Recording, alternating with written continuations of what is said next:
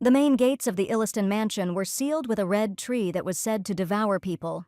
No matter what people did, they disappeared without a trace, but the tree could not be destroyed, and this story had been going on for 300 years. The heroine had been looking for this particular tree for a long time, and she finally managed to find it. It was simply incredible. At the gates of the mansion there really was that very red tree, about which there were terrible legends. One morning earlier, a young servant carrying washing water for his master suddenly disappeared without a trace. The disappearance was not the only one the next day. A servant who decided to go shopping also disappeared. Then the coachman who had come for the Duke disappeared without a trace, as if he had dissolved into thin air. Even the secretary who was supposed to arrive from the capital also disappeared without a trace, leaving only his clothes in place. Every day the master was informed about the mysterious disappearance of servants and other people, and today the same thing happened. The gentleman's assistant reported that today, the young gentleman's private teacher disappeared without a trace, leaving behind only his clothes. The gentleman, racking his brains, could not understand what had begun to happen in his mansion, and it was definitely something mystical. No matter how much these incidents were investigated, it was never possible to establish the cause, as long as time in the estate flowed as usual. One day, the Duke of Illiston noticed that a small, thin tree, which had once sprouted unnoticed at the entrance to the estate, had, unnoticed by anyone, outgrown the fence and rushed upward. He asked Lennon's assistant if he knew what kind of tree it was, but he didn't know anything about plants and couldn't tell him anything. Lennon suggested asking the gardener, but the Duke refused, and since the assistant did not know the name of the tree, it really was not important. He simply noted that in any case, the tree did not look very pleasant and asked that it be removed immediately along with the gardener as soon as the sun rose. The butler and the gardener had to carry out an important task and finally cut down the strange tree.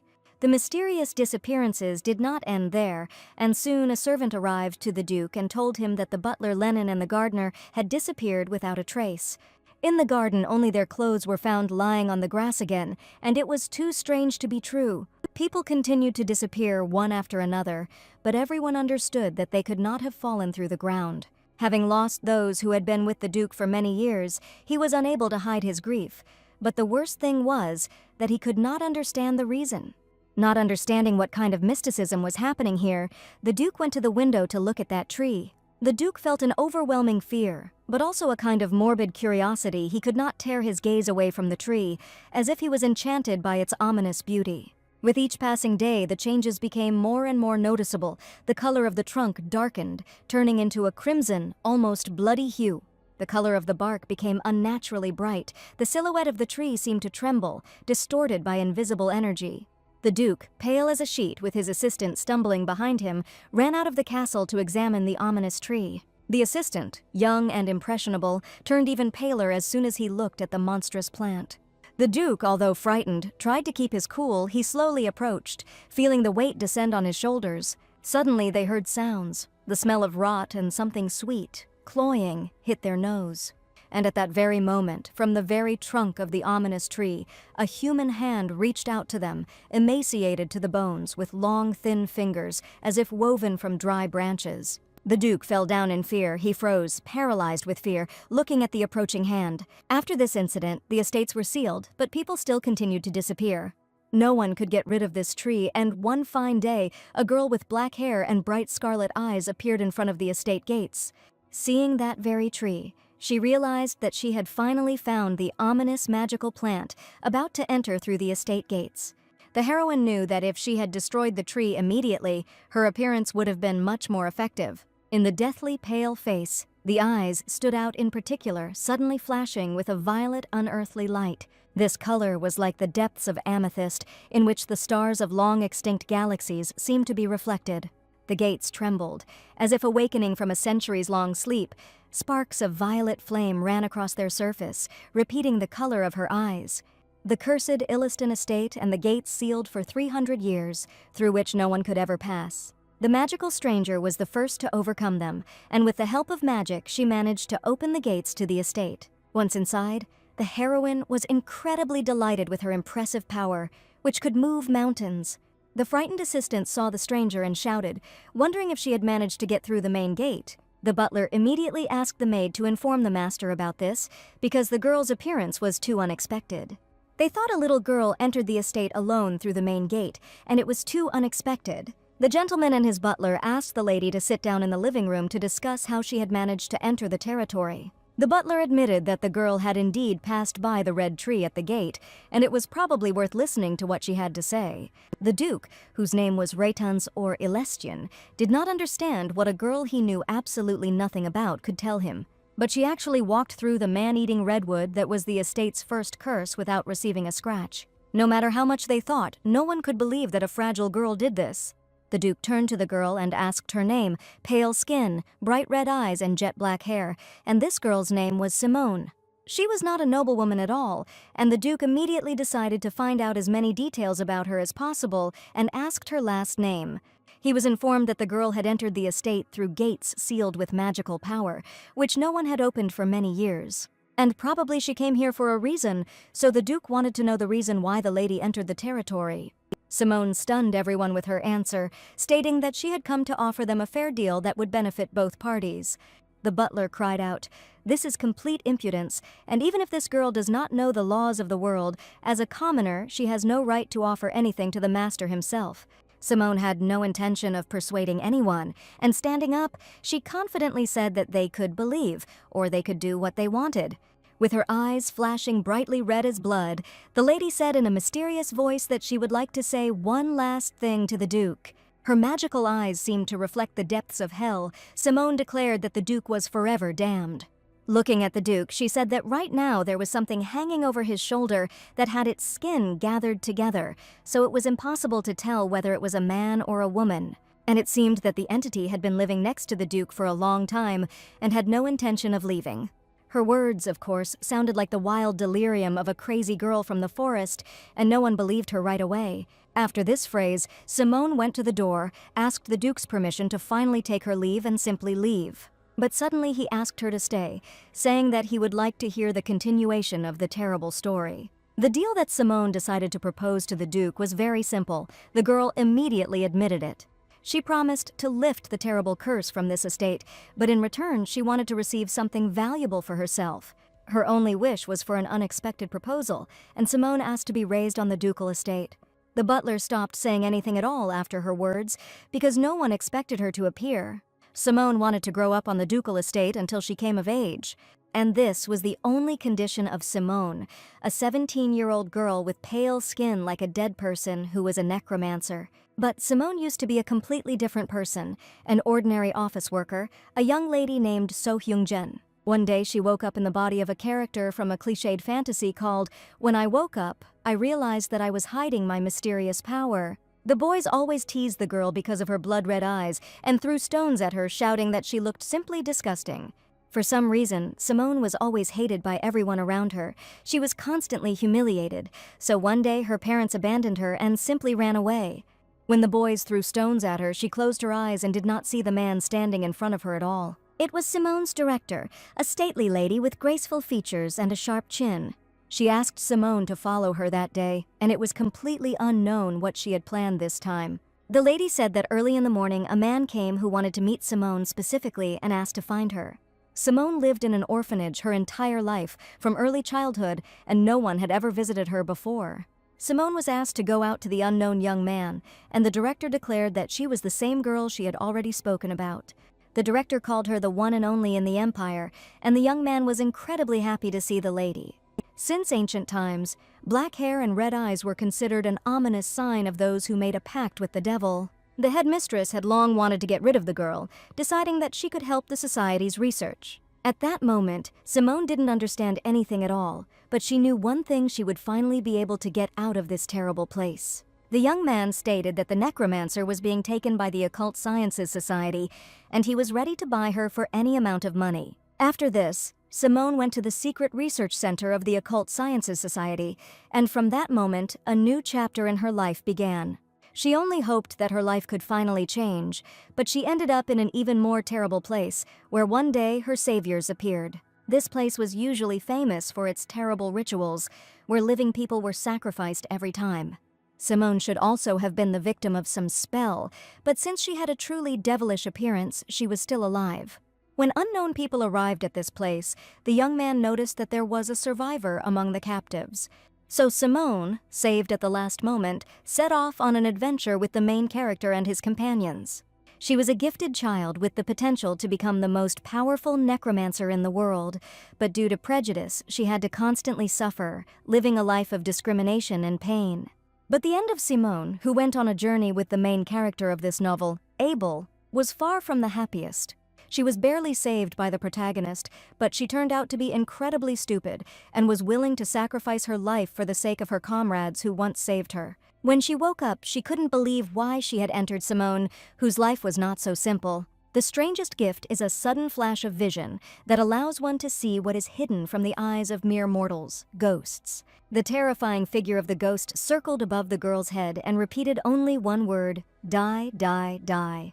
Luckily, thanks to this guy who has been following Simone around, she seems to have gotten used to most of the ghosts. She just wanted to escape from the orphanage as quickly as possible before she was sold somewhere else, and the heroine resigned herself to the fact that at one moment she woke up as a necromancer. Leaving would have been foolish and reckless, and running away without a plan would have been quite dangerous. One evening, lying on her bed, Simone could not sleep, wondering where she should go. In fact, in her past life, she just got angry about working overtime, drank a can of beer, and read a generic webtoon, which turned out to be her biggest mistake. And pounding her fists in the air, the girl screamed that it would be better if she inhabited the body of a noble aristocrat so that she would never have any problems again. The idea of a noble aristocrat came unexpectedly, and she realized that this was her chance. The young necromancer had a fascinating idea, and there really is one way to become an aristocrat. An episode that played a big role in the middle of the first season was the incident with Simone's kidnapping with the help of the Duke.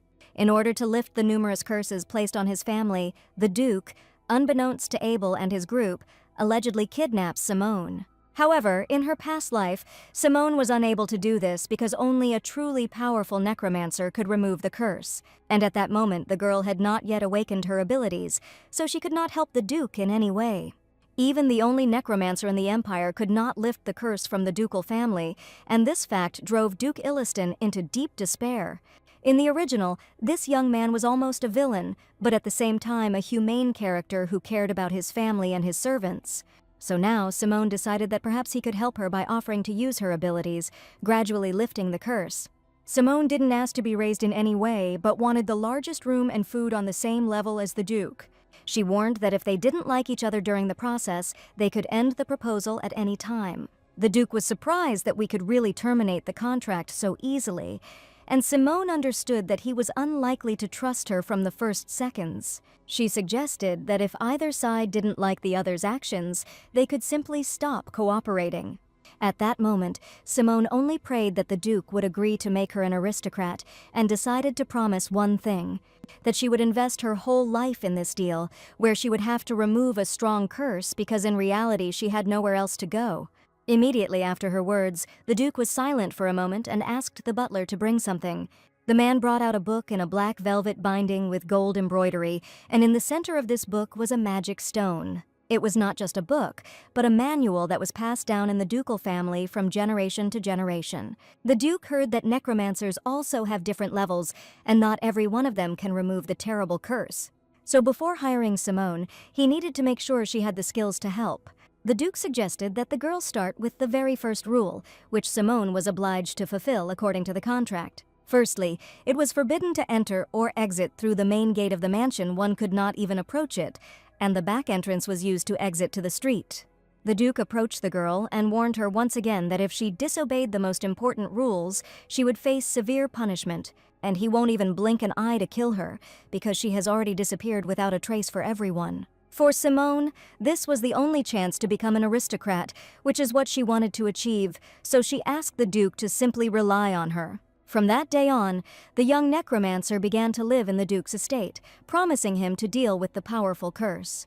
The first thing she asked the Duke for in order to get rid of the tree at the entrance forever, she had to follow the following rules. She planned to lift the curse in about a week and immediately informed the master of the deadline. And starting tonight, everyone in the mansion, including the Duke himself, had to go to bed early until Simon warned them that it was all over.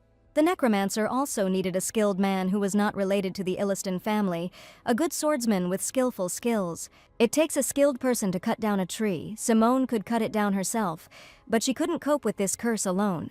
The Duke was puzzled as to why a swordsman was needed to remove the curse, and why anyone from outside was needed at all.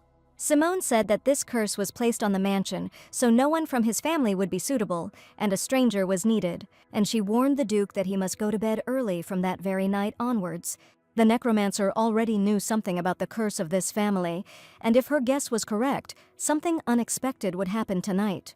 When all the objects of the curse fall asleep, the red tree will begin to move at night, and it will eat anyone who is not sleeping when it moves. The Duke could not believe the nonsense about the tree hunting people at night, and he listened to the stranger's words with surprise. The tree was first discovered by his family's ancestors about 300 years ago, and no one has approached it since then. In this case, Simone wondered why the tree still had a life of its own, and people in the mansion continue to disappear without a trace, and no one can find any explanation for this. That same evening, the maid went to show the new resident of the cursed mansion her new room. And as soon as Simone stepped over the threshold of her new home, she couldn't believe how lucky she was. The maid opened the door to an incredibly luxurious room, where it was impossible not to feel like a true aristocrat. The room was truly astounding, huge, with high ceilings decorated with intricate stucco. It seemed to breathe the luxury of bygone eras. In the center of the room stood a huge canopy bed draped in ivory silk. Of course, the heroine demanded to be treated with dignity, but even she did not expect such a turn of events. The maid warned her. The Duke even allowed her to move freely around the mansion as long as she was its resident. It seemed the maid didn't like the idea of some street beggar occupying such a room, and she told the girl not to think of doing anything impudent. But now for Simone, it was absolutely unimportant whether the maid was happy or not. Now it was her room, and tomorrow her new life as a noble lady began. The first thing she did was collapse fully clothed onto the huge, comfortable bed and announce that she was going to take a nap so that the maid would finally leave. Simone felt like the heroine of a love story, even despite the servant's displeased face. The lady promised to send Simone a personal maid tomorrow, who would serve her from now on. And wishing her a peaceful rest, the maid finally left, and Simone enjoyed her new life as an aristocrat in a huge mansion. The estate's garden was fragrant with flowers, and vases lined along the paths held bouquets of exotic flowers exuding an intoxicating aroma. Early in the morning, Simone's personal maid arrived, trembling all over as she introduced herself to her mistress. The heroine immediately noticed that the young girl was shaking incredibly hard and could not even raise her head. The maid's name was Anna, and Simone kindly offered to give her a tour of the mansion. Anna told us about an ancient place, a mansion whose history stretches back centuries, and some pages of this history are written in blood. But now life in the cursed mansion was much better than it had been before, and Anna could not complain about anything. There were a lot of people in the huge courtyard of the mansion, and each person was doing something. The atmosphere in the mansion was quite lively. The servants were talking to each other and laughing out loud. Anna admitted that everyone thinks that the people in the mansion live in despondency and sadness, but this is absolutely not true. The mansion did have strict rules, and ghosts sometimes appeared, but in difficult times they were able to unite and become very friendly. All the courtiers were on good terms with each other and considered themselves a real huge family. But of course, there were exceptions in this group, and yet there was one girl who was different from the rest. Simone thanked Anna, and only thanks to her was she able to better understand the atmosphere in the cursed mansion. It was slowly getting dark outside, and Anna began to worry that it would soon get dark, and it would probably be better to go back to the mansion. Anna brought dinner to the heroine's room, and it was the most incredible food that Simone had ever seen in her life. As she said, they prepared the same thing for her as for the master, and she was definitely going to like it. It was a completely different level compared to what she had eaten in the previous world until now, namely bread, sprouted potatoes, and red porridge. Seeing the incredible treat, Simone thanked her personal maid, who had done a great job today. Today she wanted to dine alone and leisurely, and was happy to let the maid go. Anna was supposed to clean up after Simone had dinner, but the heroine reminded her that it was almost time for everyone to go to bed, and the promise that everyone in the mansion would go to bed early was given by every resident of the cursed estate. Therefore, Simone reminded Anna once again that she should never forget that this rule could not be disobeyed. And bowing low, the maid asked for forgiveness and agreed that it was better not to argue with the mistress. She left the room in a hurry, wishing the girl a good night, and this was the first time she had been let out so early. That evening, Simone finally enjoyed a delicious feast that she would definitely remember for the rest of her life. Candles burned in the cursed mansion, casting ominous shadows on the walls while the necromancer dined alone. An ominous tree, whose roots had been intertwined underground for centuries, feeding on rot and darkness, awakened on a moonless night. Its gnarled branches, like crooked fingers, extended towards the mansion on the hill as if in anticipation. Simone calmly enjoyed the aristocrat's feast, savoring every bite of the incredible dishes. She slowly cut into the huge cutlet, from which aromatic juices flowed, and Simone was so touched that she was ready to burst into tears. Suddenly, a creak was heard behind the door. Simone froze, putting down her fork. She felt a chill run down her back, despite the warmth of the fireplace. There was definitely someone behind the door, and at that very moment, a hellish voice whispered for the lady to open the door immediately. The creaking sound came again, louder and closer. Simone's heart began to pound wildly, and images of the ghosts and shadows that inhabited this cursed mansion flashed through her head. Someone had obviously touched the handle on the other side of the door because it twitched slightly, and Simone noticed it. The voice urged her to open the door immediately because the Duke himself was standing behind it. The words, clothed in a velvety baritone, slid under the door like poisonous snakes. Simone walked slowly towards the door, remaining at a safe distance, and knew it had begun. She loudly asked what the Duke wanted from her at such a late hour, and all the inhabitants of the estate should already be asleep. But Simone could smell the putrid smell of earth emanating from these gentle words, and she could see the shadows outside the windows dancing unnaturally.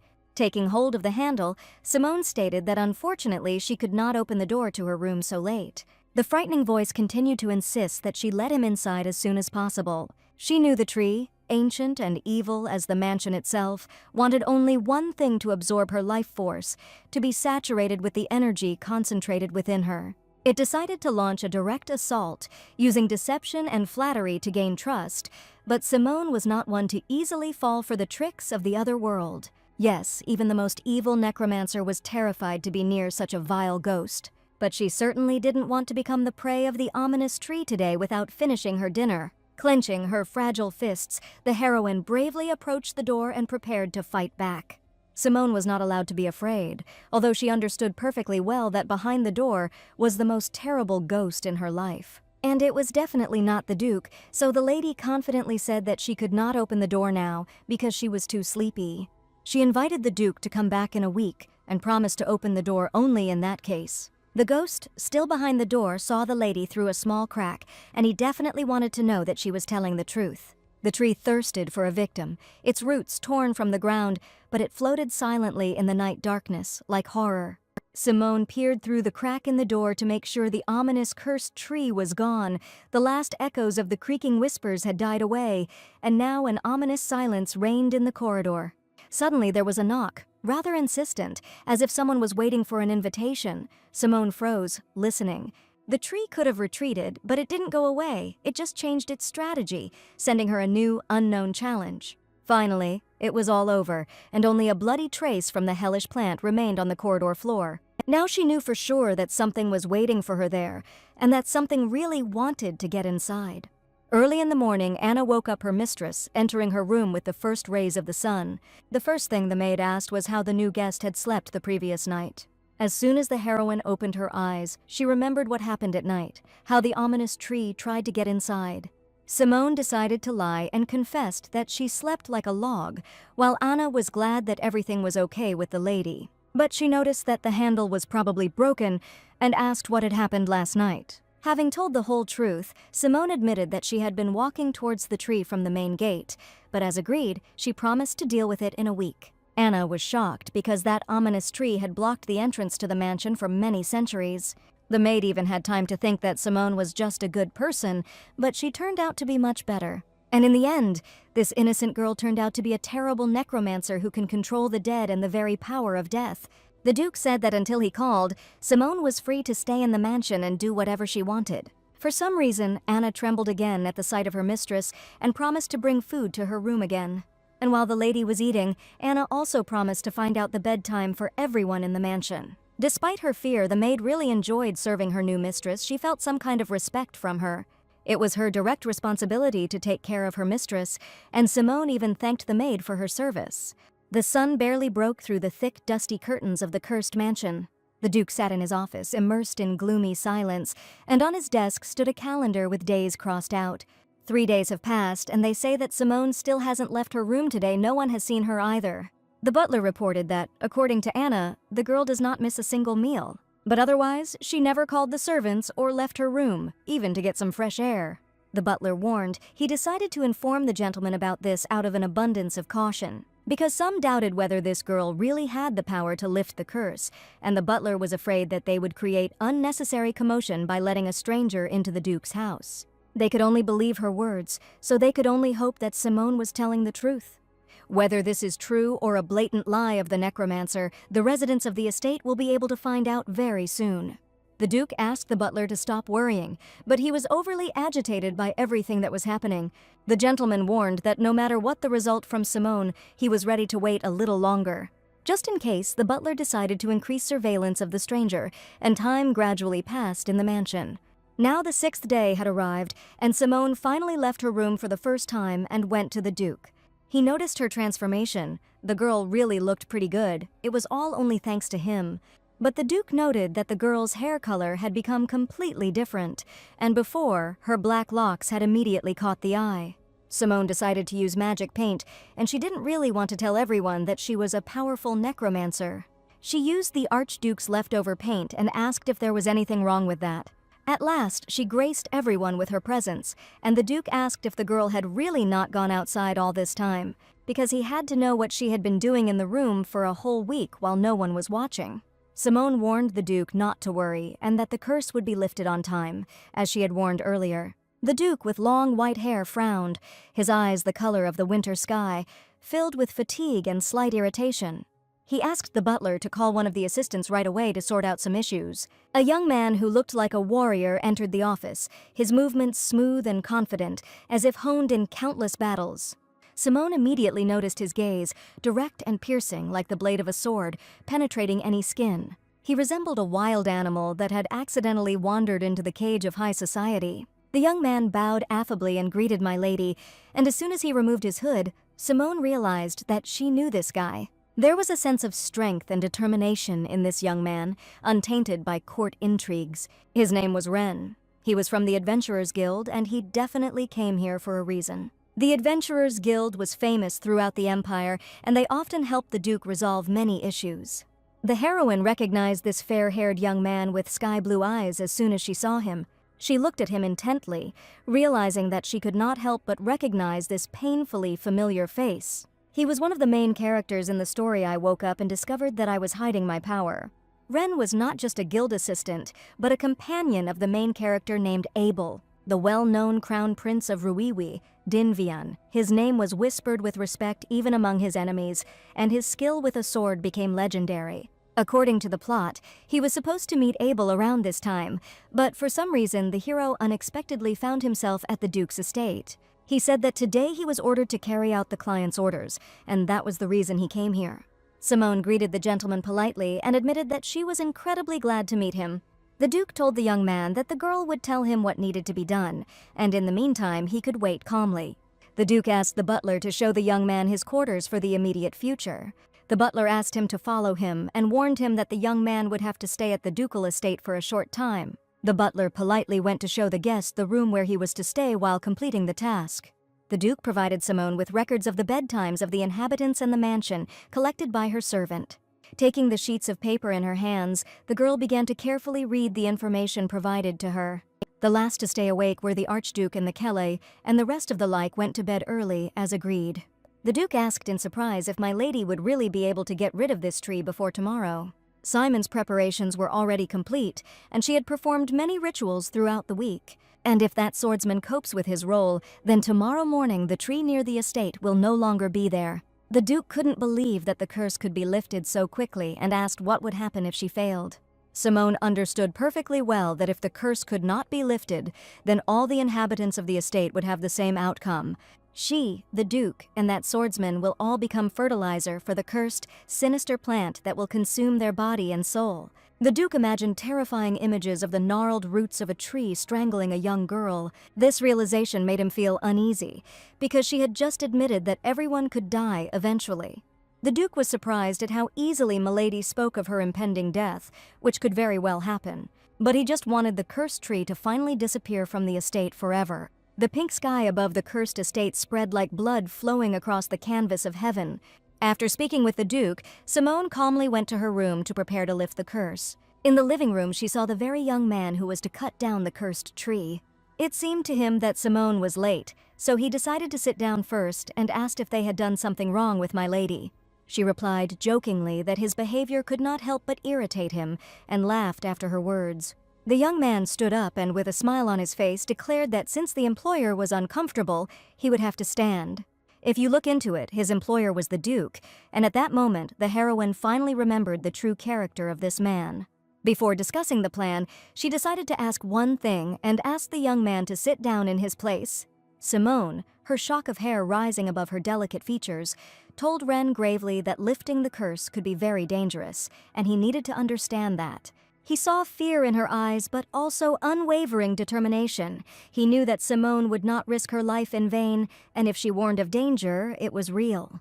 The young man laughed and asked if the girl really thought he would come to the cursed mansion without any preparation. In real life, this man turned out to be even more unbearable than in the novel, but his skills were beyond doubt. Although the heroine was worried that they met at a different time than in the original, but now the main thing is that, as planned, they need to remove the curse and go their separate ways. Simone sat down opposite the young man and said that she would like to inform him of the upcoming event. Tonight, when the tree consumed her, he would need to do something very important to break the curse. The girl, her bright scarlet eyes flashing, confessed that it was at this very moment that he would need to cut down the cursed tree with all his might. On the one hand, her words sounded quite easy, but in reality, everything was much more terrible. The young man just noticed how the color of the lady's eyes changed from brown to blood red, and at that moment he was truly scared. He jumped up from his seat and asked if she really meant to say that she would deliberately allow herself to be swallowed by the tree. And after this, will he really have to cut down the cursed tree? And the young man understood everything correctly. But he couldn't believe that my lady was really going to sacrifice her life to lift the curse. But Simone understood that there was no talk of sacrifice. It was just as Simone had said, and she had heard that this young man was the best swordsman in the Adventurers Guild. She assumed that it would not be difficult for him to cut down such a tree, and indeed it was easy for him. But there was one tricky moment. Someone who doesn't own a sword might not know this, and there was one small nuance here. To cut down such a tree, one would have to deal a powerful blow, and the one who was swallowed would also be in great danger.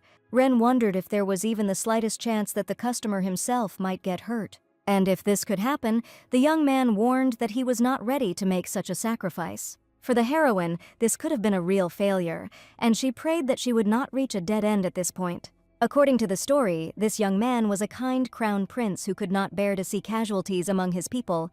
And now Simone was possibly in danger of death not only from the tree, but also from the occult society, the Duke, and the company of main characters. What the prince was most indignant about was why the Duke allowed a fragile girl to deal with such a terrible curse. Although Simone assured him that this was unlikely to happen, the Duke still allowed the seemingly weak girl to remove the curse alone. Perhaps, as rumored, he was planning to use the human as a sacrifice for some dark ritual, and if that was indeed the case, Ren would be disappointed. The young man couldn't leave the client alone, so he offered to follow Lear, but warned that if there was any danger, he would immediately stop everything. Simone finally managed to convince him, and they decided to do just that, because the girl also valued her life. The young man was ready to believe her because she was calm and probably well prepared, and despite the fact that he was overcome with doubts, he trusted the stranger and was ready to help her. Ren warned that he would come for the lady when the sun set to finally cut down the damned tree. The silhouette of a black raven, ominous and clear, stood out against the crimson sunset, as if foreshadowing trouble. A black raven circled over the cursed estate as soon as it began to get dark, and it seemed as if it was looking out for something or waiting for something. As soon as darkness fell over the estate, the maid brought Mr. Wren to the heroine's room. She thanked Anna for her concern and asked her to go to bed as early as possible today. The young man closed the door behind him and understood that today a very important event awaited them, one that would affect all the inhabitants of the estate. Today was the very night the heroine spoke of, and everyone should be very careful. Ren asked what he needed to do because he was ready to follow the necromancer's instructions. Simone asked the young man to just wait here and calm down, and the cursed tree should appear soon. The young man could not believe how it could appear in the estate if it was growing outside the building. He couldn't even imagine how a tree could move at all, and Simone's words sounded like a stupid joke. She asked him to sit down, and she understood that he simply did not realize what was happening, warning him that he simply had to do his job. And from that moment on, it didn't matter at all what he said, and he had to remain quiet. Inside the estate, there was impenetrable darkness. Only the moonlight, penetrating through the cracks in the shutters, drew strange shadows on the floor. All this time, the young man waited obediently, tapping out the familiar rhythm of the song with the finger of his right hand. Simone looked at the night-starry sky, and Ren didn't understand how much longer he had to sit and just wait. He looked at Simone with interest and tried to understand why this girl decided to remove the terrible curse.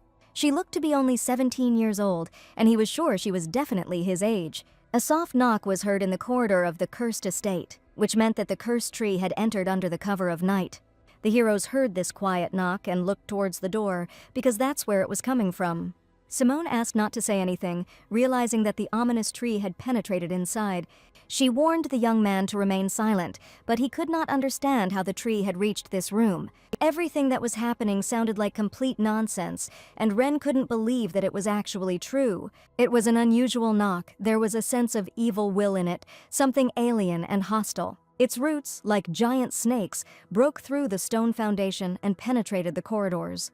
Having collected her thoughts, the necromancer clearly felt that the shape of the tree had changed greatly for some reason. The ominous knocking grew louder as it approached the door, and at that moment, real panic gripped Rena. He shielded the girl with his body and asked Lady Simone not to leave his side. The lady pushed the young man away and told him the whole plan, declaring that she did not need protection at all. The young man was incredibly scared, so he grabbed the girl's hand, afraid that something might happen to her. Simone was calm and reserved, but it didn't look like the young man was joking. While he was holding her hand, Simone looked at the swordsman and decided to explain to him once again what was happening. Whatever is knocking on the door now will soon devour it and then head towards the red tree at the main gate. And when it catches her, the young man must go down to the terrace and wait there to finally destroy the ominous tree. The sinister creature with twisted arms must turn back into a tree, and the swordsman must cut it down along with it.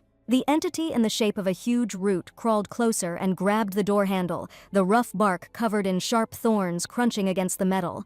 A whisper, as if from hell itself, asked if the girl was really in the room, and she understood that the entity had revealed the necromancer, and the show would begin right now. The necromancer, without fear, began to speak boldly with the entity that was on the other side of the door. The cursed creature claimed to be an archduke, and the girl promised to open the door for him that very day. The sinister scarlet entity revealed a huge eye, the size of a dining table, pulsating with a poisonous light. The cursed spirit seemed to sense the presence of its owner, stopped for a moment near the door, and its wooden flesh trembled. She warned Simone that she would soon open the door, but Ren's looked more and more gloomy with each passing second. The room filled with a terrifying scream. The scarlet eye blinked, and it was not just a part of the entity, it was its evil heart, pulsing with darkness and hatred. Simone opened the door to let in the ominous darkness and stood right in front of the vile creature, looking into its eyes. The girl's eyes began to glow with a bright crimson light, and she was ready to deal with the vile monster. She stood right in front of him, and the young man could not understand why the girl did not even dodge. An ominous entity entwined the girl's body with huge roots, lifting her up to the very ceiling. Wrapping herself tighter around her body, Simone found herself in the clutches of a terrible monster, smelling a terrible smell. Ren stood next to the sword and did not understand what to do, but the heroine warned him that she could be patient. While in the clutches of the terrible creature, she smiled and screamed that as soon as she was eaten, this monster would return to the tree at the main gate, and then the young man would need to cut it down. The monster's scarlet eyes were like hot coals burning in the pitch darkness, but Simone was not afraid at all. And the most afraid of all was Ren, who had seen something like this for the first time in his life, and now he was shrouded in fear. Only now did the young man realize that the rumors about the ducal family had been true all this time, and that this place was truly cursed. The smell of rot filled the entire room, and the young man realized that he had only one way out to get out of the room. Ren saw a large window and understood that he definitely wouldn't be able to go outside through the door. He ran before the monster swallowed him, and breaking the window, jumped from the second floor. The cursed entity engulfed the necromancer, a sinister mass of intertwined roots and rotting leaves closing around the girl, depriving her of air. Inside the monstrous womb, where age-old trees rotted and restless souls groaned, the girl was not broken at all. Somewhere within this ball of darkness, among the broken branches and twisted bones, a pale hand was visible. But that hand definitely didn't belong to Simone. The bony hand touched the floor, hissing, "It must return." The monster needed to return to its body of the cursed tree as quickly as possible, and it slowly crawled, leaving bloody traces behind it. The necromancer's magic, shrouded in a curse, was just waiting for its moment to put an end to this chaos once and for all. All this time, the frightened young man ran as quickly as possible towards the tree in order to get there in time. Ren was so scared that he couldn't even imagine that something like this could actually happen. He just wondered what kind of horror he had just seen, as if he had found himself in the very abyss of hell. The ducal family was indeed a cursed place, but the young man had never encountered anything like it before. But most of all, he couldn't believe that the bloodthirsty monster had grabbed the girl, and she hadn't even flinched. And he had only one question left: who was she anyway? That she could easily end up in the clutches of the damned monster. Ren hid behind a tree and saw a cursed entity with crooked fingers trying to get to the tree. The monster really did move across the ground, looking like a huge, dark scarlet mass of darkness. As Simone said, the sinister entity is slowly trying to return to the main body. His outlines were blurred, as if woven from the darkness itself, but his scarlet eyes shone with a devilish clarity. Cracking and writhing like a snake, it crawled back into the tree's bark, and the tree's branches, like bony fingers, reached out to the entity, welcoming its return. The air smelled of rot and old earth, and a vortex of dark energy swirled around the tree. From a distance, the young man did not notice, but the terrifying stench around this tree was simply unbearable. The cursed entity returned to its body, and the young man continued to watch and understood that at that moment, Simone was inside. He tried not to breathe in the foul smell and believed that this girl definitely shouldn't die. Ren watched intently as the entity merged with the cursed tree, emitting a terrible hiss. Inside the tree, the entity merged with its body, feeling its strength being restored. Upon seeing the cursed energy, the young man felt an ominous, suffocating aura spreading around him. But he needed to be fully prepared because right now he had to take out his sword and cut down the tree. Ren was absolutely not allowed to panic, and with a trembling hand he grabbed the handle of the ball. He mentally heard the words of Simone, who had earlier told him in detail how he should act when the cursed tree swallowed her. Ren needed to cut down a tree right now, and this was the first time he had encountered such a task. Taking the sword in his hands, the young man even grinned, feeling as if he was in the very depths of hell. Simone was currently inside the tree that had swallowed her up, and all the young man had to do was strike as hard as he could. At first it seemed like a fairly simple task, but now the young man was convinced that it was a real horror. Pulling himself together and gathering his strength, he swung his sword and dealt the fatal blow. Ren deftly struck the huge, ominous tree trunk with his sword and felt something strange. This wood was cut much easier than paper, and this certainly could not be true. Peering deeper into the cursed tree, the young man began to become more and more afraid with each passing second. Inside, he saw a seething scarlet liquid.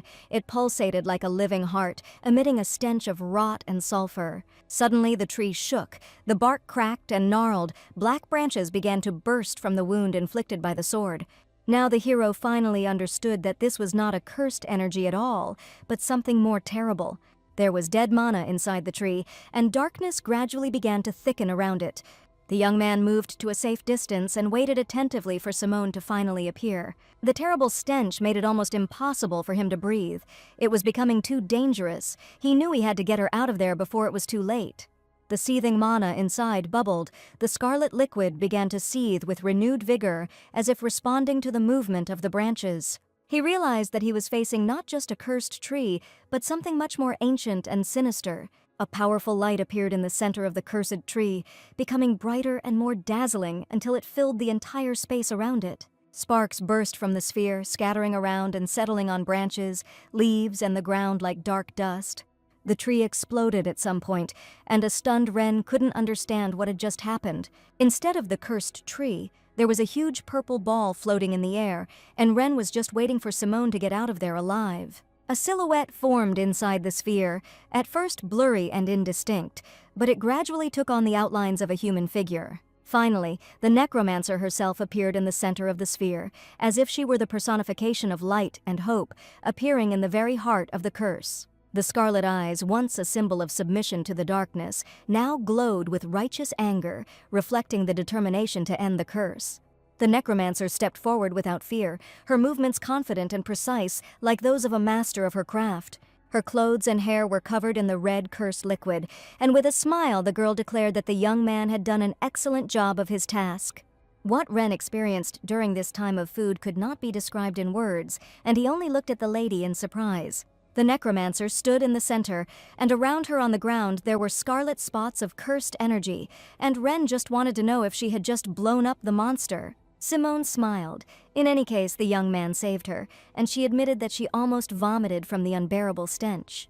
Finally, it was all over, and after laying down his sword, Rendo still couldn't come to his senses. He only noticed that the girl's hair color had changed again, because before this her hair was light brown. The necromancer appeared before the young man in her true form, and grumbled that all sorts of vile filth had stuck to her. The young man could not take his eyes off her, and a completely different girl appeared in front of him, with pale skin and bright scarlet eyes. She was absolutely calm. She had just managed to do something incredible, but it turned out she didn't care. The putrid smell was unbearable, and the lady reported that Ren had done a very good job and could now rest. She left the place where the cursed tree had once stood, and only wanted to finally wash away the terrible smell. Without saying another word, Simone hurried back to her room, promising to see the young man tomorrow. The lady was a necromancer. Her black hair, blood-red eyes, and huge amount of dead mana gave her away.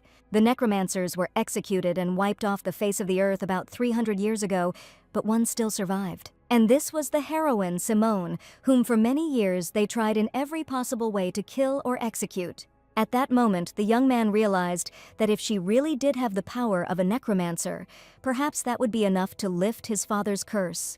Ren arrived at this mansion hoping to find a clue to the curse, but never thought he would come across such a creature. Luck was definitely on his side, and once the young man realized this, he decided to get to know this girl better. The next morning, all the inhabitants of the ducal mansion could not believe their eyes, and how such a thing could have happened overnight.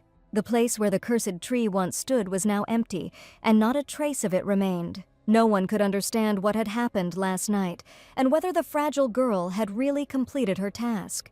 The cursed tree was indeed no longer there, and everyone understood that the necromancer had kept her promise. That same morning, the Duke went first to check whether the terrible curse had been lifted, and I saw with my own eyes that this child really kept her word, and the entrance to the estate was always beautiful. The gentleman asked the butler to open the main gate, and for the first time in his life, he felt such relief. The gates of the estate, which had been sealed with terrible magic, were finally opened, and the heroes had to see the guests off. After a terrible night, the necromancer slept for a long time and regained her strength, and finally in the morning she opened her eyes. Having asked the maid what time it was, the girl realized that she had probably slept for half a day. But as soon as she woke up, she realized that there was someone else in the room besides Anna. Indeed, the maids were bustling about in her room, offering the girl breakfast or bringing her hot tea. Something strange was happening here today, and the heroine couldn't understand why the girls were behaving this way. Around her bed were 4 maids who intended to serve their mistress with the utmost sincerity, as always. Simone didn't understand what these strangers were talking about, since she had never met any of them before, and decided to go straight to the Duke. She burst into his office screaming, her room overflowing with visitors, but she arrived just in time. The Duke immediately reported that he had once decided to trust an unknown lady, and she had fully met his expectations. Therefore, from that day on, he decided that she would be treated as an honored guest of the estate, and he would make sure that the girl did not need anything. Simone even thought that she would not be able to get used to this place, but the Duke kindly asked her to sit down next to him. From now on, she had to do everything possible to lift the curse from this estate, because in the end, that was their agreement. But Simone was a little taken aback by the fact that today everyone had suddenly started behaving differently. The butler even offered the girl aromatic chamomile tea to calm the mind and body. The lady thought perhaps Ren should have already come to the Duke and told him about what happened yesterday. The Duke asked Simone to tell him in detail what had happened the previous night and how she had managed to deal with the cursed tree. Lord Ren struck hard. Simone blew up the tree with dead mana, but that wasn't quite what the Duke wanted to hear. He wanted to know the nature of the terrible curse and why they had been unable to dispel it for so many years.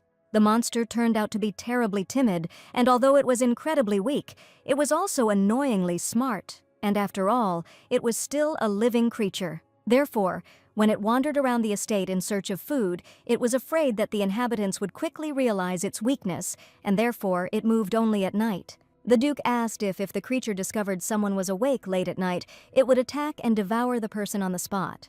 The creature turned out to be weak in the necromancer's opinion, but the Duke did not understand why they could not get rid of it. Because it was scared, it used all its strength solely to protect itself, and this made it incredibly resilient. However, Simone said that sometimes this protective creature directs its power elsewhere. The moment it absorbs food, it develops a vulnerable spot, and that is where Simone ended up. So she asked Lord Ren to cut down the tree at that very moment when the creature was most vulnerable. Only now did the Duke learn that the necromancer had allowed herself to be consumed in order to disarm the creature in an instant. And he could never have imagined that the girl would be ready to put her life in danger. The Duke listened attentively to her words and asked how she managed to discover the true nature of the tree. After all, even the ducal family for many years could not understand and knew absolutely nothing about the terrible curse. In fact, the heroine managed to find out about this from the novel, but she definitely couldn't say that she read about it in a comic book. She said that there is a tradition passed down from generation to generation by necromancers, so they know everything. Necromancers were thought to have died out about 300 years ago, but one of them was still alive. The Duke decided to ask about it later, and Simone was glad he turned a blind eye to this information. After the conversation, the girl left the Duke's office, telling him the whole truth about what happened the previous night.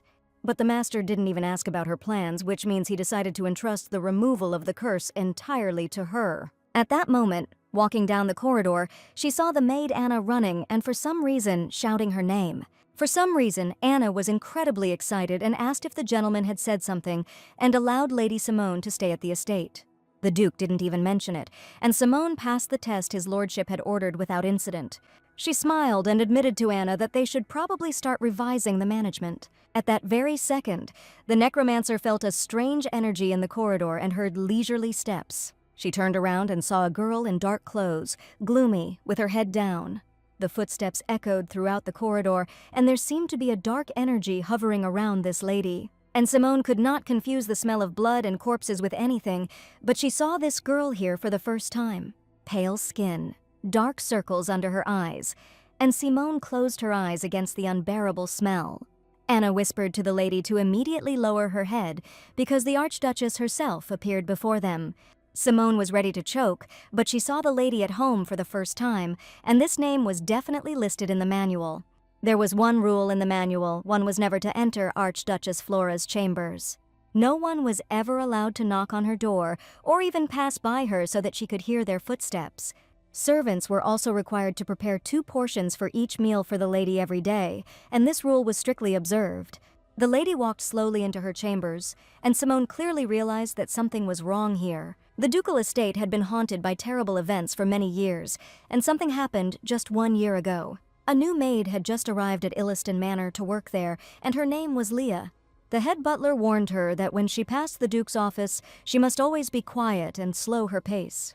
Leah had heard terrible rumors that this place was cursed and completely unsuitable for habitation. When she arrived on her first day at work, the atmosphere here was much better than she expected. Leah understood perfectly well that as long as she locked the door at night and followed the rules of the management, everything would definitely be fine with her. The butler explained the rules of the mansion to her, and at one point asked her to stop near one of the doors. He pointed to a room that was visible from the stairs, and it was the chambers of the Chief Archduchess. The butler asked Leah again if she had read the manual and understood all the rules correctly. The most important rule here was to never enter the chambers of the main lady of the mansion. After all, this was the Archduchess's room, and Leah wondered if it looked too dirty as there was a cobweb hanging above the door.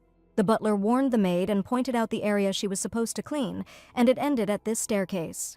Leah was forbidden to show any interest in the Archduchess's chambers and was also not allowed to pass by that door. Therefore, the maid was obliged to do only the work assigned to her and not ask unnecessary questions. After this, Leah slowly adapted to life on the estate. She followed the rules without question, and even made friends with the other servants. She happily interacted with the other maids, and one afternoon she went to clean the central staircase. However, every day Leah experienced strange sensations, although outwardly everything was normal. The maid had one thought that she could not get rid of, no matter what she did. Every day, looking at the dirty door that she saw from afar, she couldn't believe that someone really lived there. One day, Leah couldn't contain her curiosity and approached the mysterious door. Despite the strict rules, she carefully touched the handle, but she understood that she was not allowed to do this. She couldn't be too curious, and at that point Leah decided to just get back to cleaning. Suddenly she heard a strange whisper coming from just behind the mysterious door. Leah was scared because she had just heard a voice on the other side of the door, and there was definitely someone there. The voice grew louder and louder, saying only one phrase, "Don't forget, don't forget, don't forget." Suddenly the door opened slightly and the maid saw real horror as splashes of blood flew out of the room. It was definitely blood, which was spreading in a dark, small stain across the entire floor right before her eyes. Leah couldn't understand whose blood it was, and why everyone was strictly forbidden to enter the ladies' chambers. The maid was most afraid that her ladyship was injured, and she shouted loudly to ask if she was all right. The door opened slightly, and through the small crack appeared the pale, thin face of the Archduchess. She looked like a corpse. The eyes were sunken, the skin was stretched tight over the bones, and the lips were cracked like dried earth in a drought. Leah was beside herself with fear, and right in front of her stood what looked like a living dead person, but it was definitely the Archduchess. The maid only offered her help, afraid that perhaps the lady was ill and she had to help her. But as soon as she looked inside the room, she saw real horror. The whole room was covered in blood, and a man was tied to a log in the middle of the room. She saw something she should never have seen, and it was her biggest mistake. The lady held a sword in her hands and angrily asked why the maid couldn't remember something. Her words sounded like pure nonsense, and at that moment the lady chased the innocent girl with all her might. She was shouting something in an incomprehensible language, holding a bloody dagger in her hands, and seemed ready to kill the girl right then. Perhaps the problem was her fear and impatience, and Leah became more afraid than she had ever been in her life. Just as she rushed down the stairs pale with fear, Leah suddenly stumbled. The girl's foot suddenly slipped, and her body, frightened and innocent, rolled down the stairs. The sound of her body hitting the steps echoed across the cold marble of the castle, but she already lay motionless below, like a broken doll. A pool of blood appeared on the floor, quickly spreading into a scarlet stain, contrasting with the whiteness of the stone. For a moment there was silence, broken only by the heavy breathing of the Archduchess, watching the tragic spectacle from above. The Archduchess descended, maintaining an icy calm that contrasted with the panic that reigned around her. The lady only whispered that the maid was to blame for everything, and that she was the one who was wrong in the tragic situation. Simone spent the entire day studying the manual to understand why a terrible curse had been placed on the estate. She slammed the book shut, and the maid Anna asked if there was something wrong with the mistress. The curse written on the last page of the manual, the very last one to appear, was the main reason why the Archduke kidnapped Simone in the original story. At first glance, it appears that the curse was placed on Lady Flora, but in reality, the curse was placed on their forgotten son, Jace.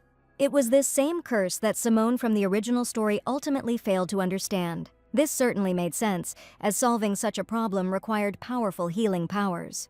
Simone's power as a necromancer has only destructive properties, and right now there are no holy virgins or righteous people in the Empire. Simone tried to figure out where she could find these people because she had no other choice. She rose abruptly from her seat and went straight to the Duke to discuss the main issue with him. Anna began to worry when she saw the lady's worried face and asked if she could help with anything. Simone just asked for a magic hair dye, no matter what color, one that would last a long time. Anna suggested buying it together and choosing for the lady exactly the color she would like. She was surprised by everything when she heard the maid's words, not understanding why she decided to suggest this particular thing. The lady became thoughtful, by the way. She had been shopping for a very long time and was happy to unwind. Overjoyed, Anna went to get ready, and Simone suggested meeting a little later after talking with the Duke. She felt kindness emanating from this girl, and for some reason Anna was a ray of light in this estate. Joyful as a child, she ran down the corridor and only wanted to be useful to the mistress. The presence of this girl next to her gave Simone strength, and for some reason she felt great respect for her. Entering the Duke's office, Simone immediately declared that they needed to find the precious stone. The butler noted that the lady looked wonderful today, and all this was only thanks to life in the duchy. The Duke asked if the necromancer had decided which curse she would remove next.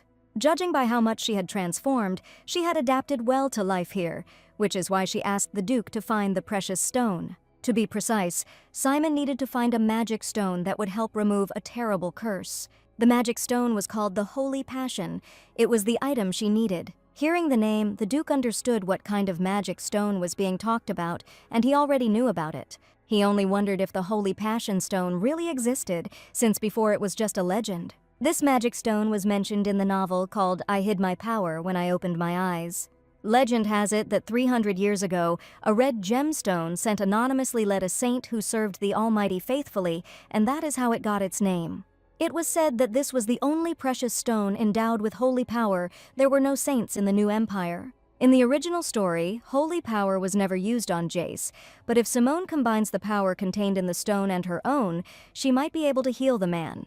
The problem was that even in the original story, it was never specifically stated where the magic stone was hidden. It was said that it was held in the hands of an old woman from a seaside village, but the Duke was sure that this was just a legend. And even if this stone exists, no one knows exactly where to find it, and it will be too difficult. Simone said that the god of death once told her information that the passion of the saint lies deep in the sea. It was this clue that pointed to the location of the magic stone, and even the Duke could not believe it. He opened his eyes in surprise when he heard about the god of death, and realized that this girl was definitely not an ordinary girl. In fact, the heroine simply quoted a line from the comic to make her words sound convincing. In any case, she has a rough idea of its location, and the butler wanted to know what kind of curse the magic stone required.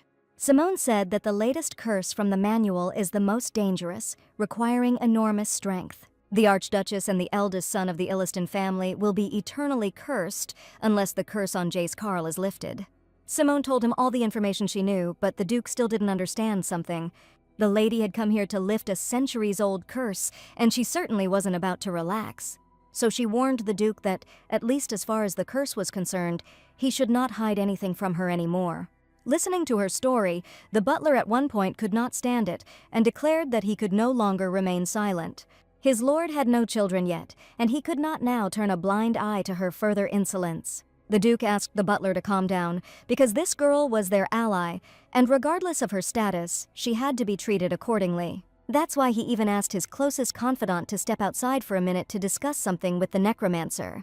The butler never expected to be asked to leave the door, because they were talking about people no one knew about. The Duke sighed heavily and asked how the necromancer managed to find out about Jace, since this information was closed to everyone.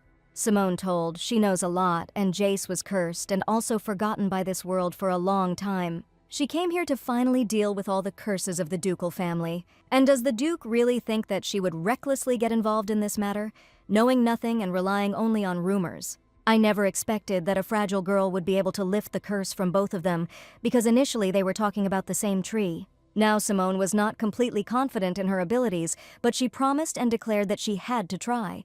But this will only be possible in one case, only if she gets the magical stone of holy passion. Rumor has it that the magic stone is dangerous, so she couldn't just send someone to get it.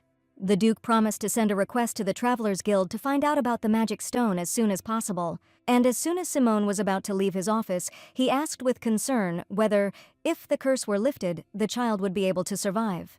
Simone couldn't promise anything by promising to look at the condition, because she didn't even know where his son was. Smiling, she asked to be called when the travelers arrived, but for now, she was going to prepare herself with strength.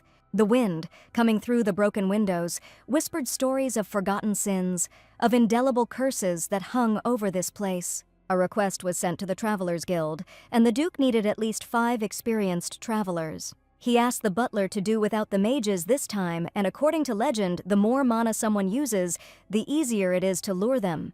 The butler put his hand to his chest and asked the Lord to ask the question that interested him. Is there something he still doesn't know, having served the Duke all his life? The Duke looked thoughtfully out the window and admitted that he could not say anything, realizing that the butler would not understand him. He only promised that when everything was over, The man would definitely find out about it and asked not to ask any more questions. For many years, the butler had been researching information, and he knew a lot about the terrible curse. Today, he received a report from an informant and provided it to the master so that he could find out about the necromancer's past. He had to give some money to an employee of the orphanage where the child was staying in order to find out all the secrets. The butler suggested that necromancers exhibited signs from birth, so the parents were unable to cope with such a child and simply abandoned him.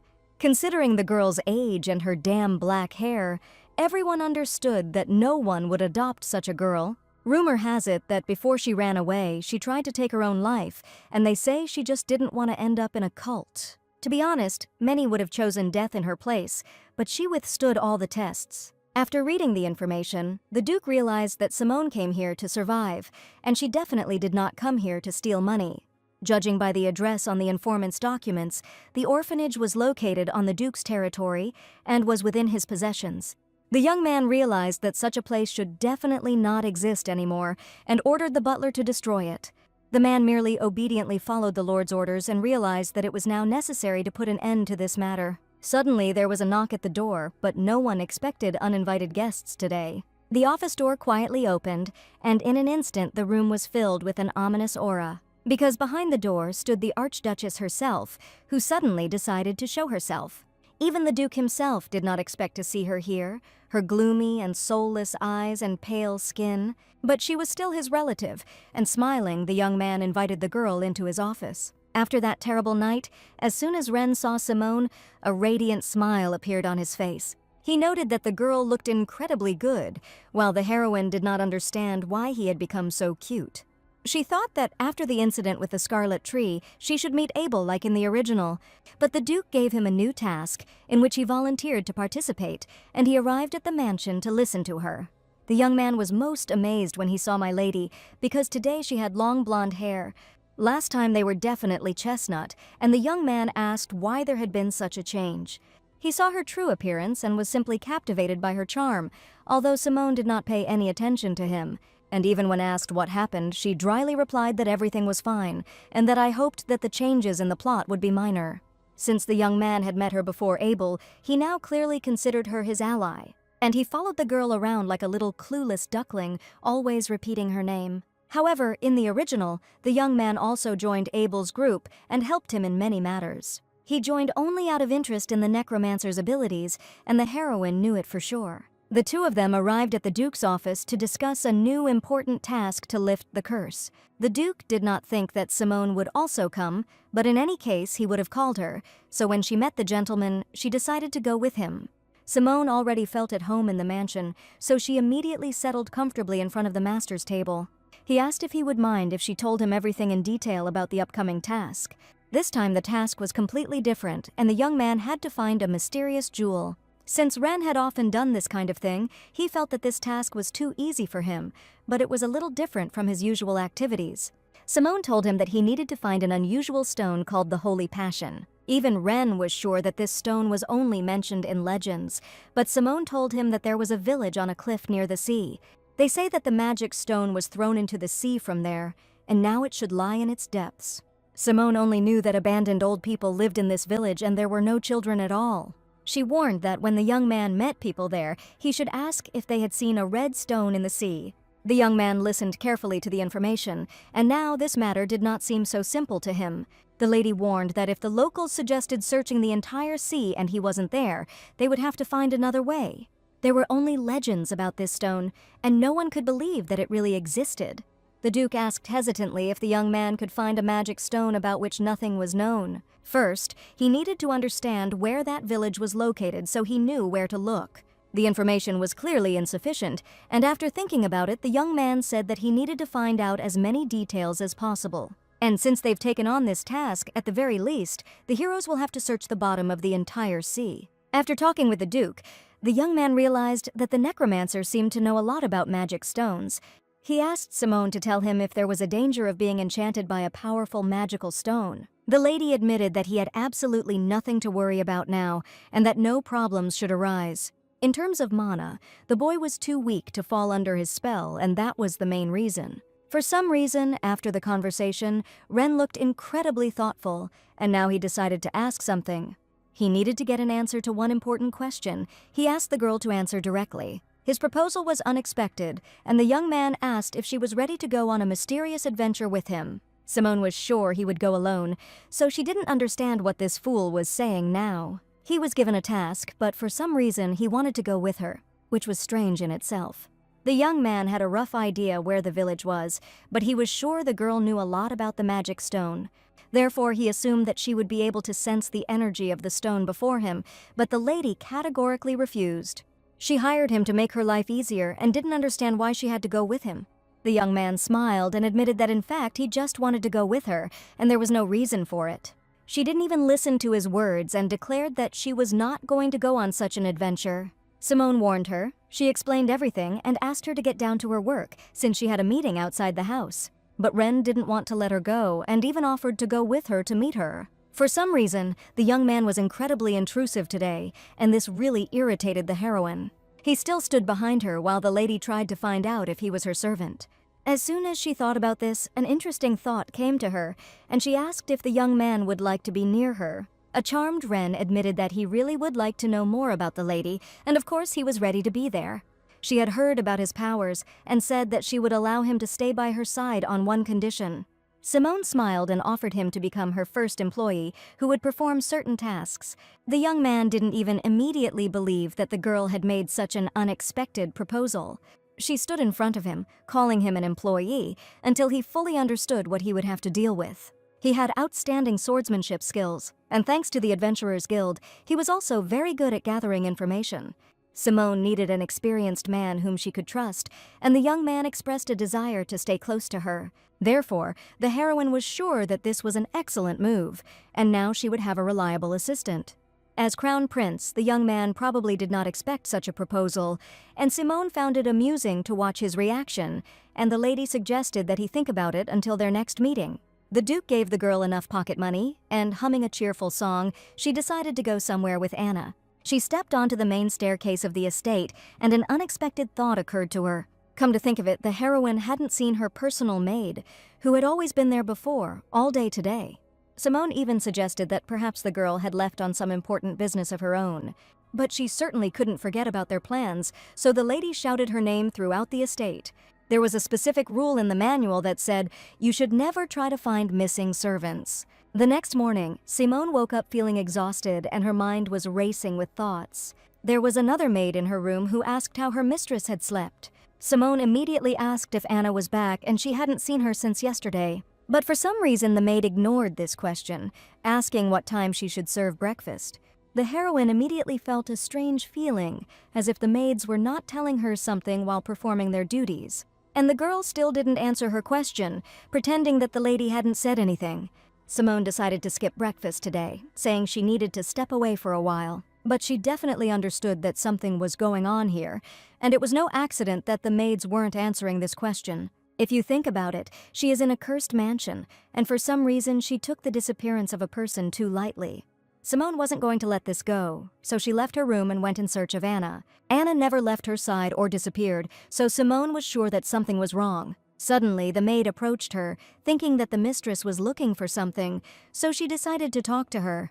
Simone asked if she had seen Anna, who had not appeared since yesterday and had disappeared without a trace. Perhaps she had been sent somewhere, but Simone was sure she should have been warned about this. The maid thought for a moment and admitted that the girl was supposed to be at breakfast today, but she definitely hadn't seen her. Anna suddenly disappeared, and the maid began to worry that something had happened again. The maid thought Anna was in her mistress's room, but she said that she had been trying to find her all this time. Simone asked me to tell her that she had been looking for her for a long time, but at that moment she noticed something. All the maids crowded around her and looked at Simone as if they saw a living dead person. For some reason they were incredibly scared and silently looked towards the necromancer. Pretending that nothing was happening, the girls began to discuss work matters and were getting ready to sort out yesterday's groceries. Simone felt that something was wrong here, but she couldn't understand what had happened. Suddenly, a formidable lady's voice was heard in the corridor, addressing a maid named Risa. The lady asked why she was lounging around here when she had to perform her main duties. It seemed as if they were seeing each other for the first time, and this formidable lady turned out to be the most important maid. She grabbed his hand and asked him to take it away, assuring him that she was just looking for this child. The stern lady warned that Madame Simone should return to her room. This is a place for servants, and there is nothing for her to see here. Simone was once again convinced that everyone in the mansion was behaving very strangely today, and declared that she was only trying to find her personal maid. The lady warned that if they saw her, they would definitely tell her, but Simone understood that they definitely wouldn't do that. She studied the manual every day and tried to find at least some answers to her questions in the book. The servants' reactions made it clear that they were definitely hiding something from her, and Simone decided to start by looking for answers in the book. She read rule number 80, which said never to try to find missing servants. No matter how hard the heroine tried to remember, she definitely did not see this curse in the plot of the novel. The maids asked Madame Simone what curse she wanted to lift this time. The girl was surprised when she asked about Anna. They ignored her, and now they ask stupid questions. The girl confidently replied that she was going to remove the curse concerning the missing servants. Hearing this, the maids began to worry, admitting that it was too dangerous, but she could not leave Anna in danger. The heroine just wanted the kind girl to return to her again, because it was not without reason that she had disappeared without a trace. One of the maids stood silently with frightened eyes, while the other wanted to say something. The girls looked at each other strangely, as if they were really hiding something. Suddenly, one of the maids said, "This curse has another rule that no one knows about." This rule was not written in the manual, and Simone wondered if there was something else she didn't know about. The excited maid promised to tell her about the mysterious rule, but in return asked to find Anna. To begin with, Simone asked the girls to tell her the whole truth, even the smallest details.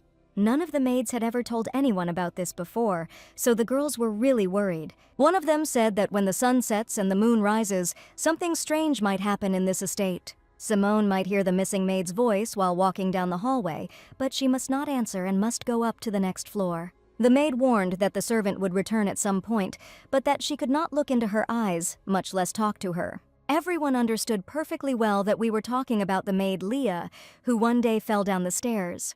The lady warned that until she disappeared again, one must never talk to her under any circumstances.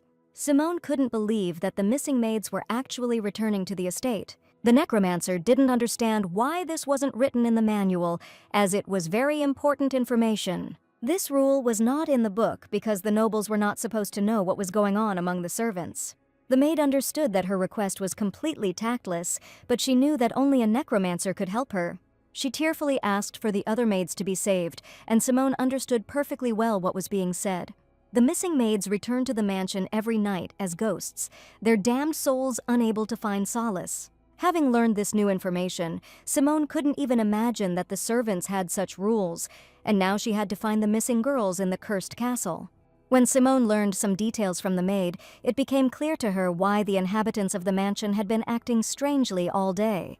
The head maid was worried that her subordinate Risa might suddenly break a strict rule, and until the curse on Floria and Jace is lifted, the heroine will not be able to rest at all, and she realized that Anna is not more important than any kind of rest. Simone came out of her room. The young man standing near her door asked where she was going. The heroine proudly answered she was going to remove the curse again. Every corridor, every room of the mansion breathed the history of the curse that hung over it like an invisible shadow. Simone walked down the hallway, remembering the maid's words that when the sun sets and the moon rises, something strange begins to happen in the mansion.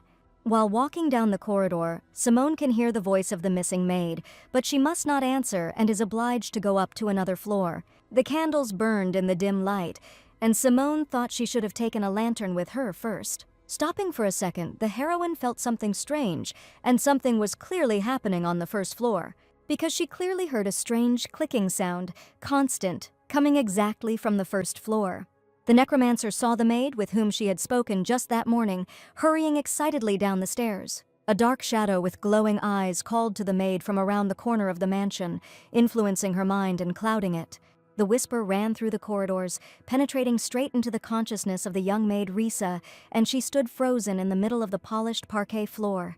Risa took a tentative step towards the shadows, the cold piercing her body, causing her skin to break out in goosebumps. It was good that Simone was nearby at that moment. She suddenly grabbed the maid's hand, realizing that a curse was taking over her mind right now. Risa didn't react to her words, and seemed to be going somewhere in the middle of the night, when all the servants should have already been asleep. Simone screamed for the girl to come to her senses, but the maid found it increasingly difficult to resist the enchanting voice. Simone saw her frightened face. Risa was definitely not herself now, and she was under the influence of a curse. She only spoke. Her body did not obey at all, and Simone realized that the girl had fallen under the influence of the curse because of the news about Anna. She pulled her by the hand, but something with great force pulled Risa in the other direction, while the maid, regaining consciousness for a second, asked for help. And the necromancer understood that if this continued, the maid would drag her away with her, and she could barely stand on her feet. Risa, a fragile girl with frightened eyes, was drawn as if by a magnet into the darkness, from where an indistinct whisper emanated, but at the same time filled her heart with horror. The maid clearly heard the voice of Anna's friend, and her mind was losing control, submitting to the will of the dark entity. Step by step she approached her nightmare, guided by a voice that promised only death. The cold stone floor hit her knees, but Simone, ignoring the pain, clutched the maid's hand tighter. Risa twitched like a doll, trying to escape Simone's grip, her eyes filled with madness. Risa twitched like a bird caught in a net. Her eyes rolled back in her head, and hoarse, incoherent sounds came from her throat. Terribly enchanted by the curse, she saw her friend Anna in front of her, who allegedly called her. Bony fingers reached out to Risa, promising an embrace that would end her life and take her to a world of eternal darkness. Simone understood that there was almost no time left. She needed to act decisively before Risa completely became a puppet in the hands of a sinister force. The necromancer screamed loudly for the sinister entity in the form of Anna to immediately release the maid. Long threads of darkness wriggled as if alive, drawing in the remnants of light, already meager in this damned mansion. Simone grabbed these threads, and looking at the ghost, she had only one question: could she call this creature Anna? They seemed to be woven from coagulated blood, like arteries torn from the body of the house itself, a whisper, malicious, emanating from them, penetrating the mind and sowing the seeds of fear. A corpse-like creature, vaguely resembling Anna's friend, beckoned the maid Risa closer to him, her features now distorted by a death mask of decay. She understood that the battle was not only with the dead man, but also with Risa's memories, with her tender soul, susceptible to manipulation and deception. Now Simone was asking Risa to be patient for a little while, and something had to be done to break the connection before the maid went over to the dark side. Determination flashed in Simone's eyes, and using magic she created a purple glowing ball in her hand and threw it towards the evil creature. They must act quickly, find the source of power feeding the darkness and destroy it, otherwise they will both become another dark chapter in the history of the cursed place. The necromancer tried to push the entity away with magic. A purple glow filled the room. Simone directed a purple beam straight into the creature's heart. A storm erupted around them. Vortices of energy swept away dust and debris, and scarlet threads, like wounded snakes, wriggled helplessly in the air. Finally, the connection was severed, and Risa was thrown towards Simone, falling to the floor, weak and disoriented, struggling to comprehend what had happened. The image of Anna, the one she knew and loved, fought in her mind with the terrifying simulacrum created by the darkness of the mansion. Simone leaned over Risa, breathing heavily, checking her condition, her head a chaos of fragments of memories mixed with nightmarish visions. The girl asked if the curse had disappeared, but Simone understood that in order to remove it, one had to know what it was, and it had not gone away yet. After letting the girl breathe, Simone asked the maid to tell her what had happened and why she had followed the voice. The darkness played with her memory, slipping in false images, weaving a treacherous web of love and fear. The girl said that she was just walking down the corridor and suddenly heard Anna's voice calling her to come closer. Everything happened in a blur, and the maid couldn't even answer what exactly happened at that moment. She only remembered that when she came to, she was here, and Simone was already next to her. The maid was incredibly frightened, and Simone suggested that they go back to their room as quickly as possible and slam the door. She knew she couldn't let fear paralyze her, that she had to pull herself together and help Simone fight this evil. Risa couldn't believe that the necromancer was really going to go into the dark corridor where an ominous darkness was raging right now.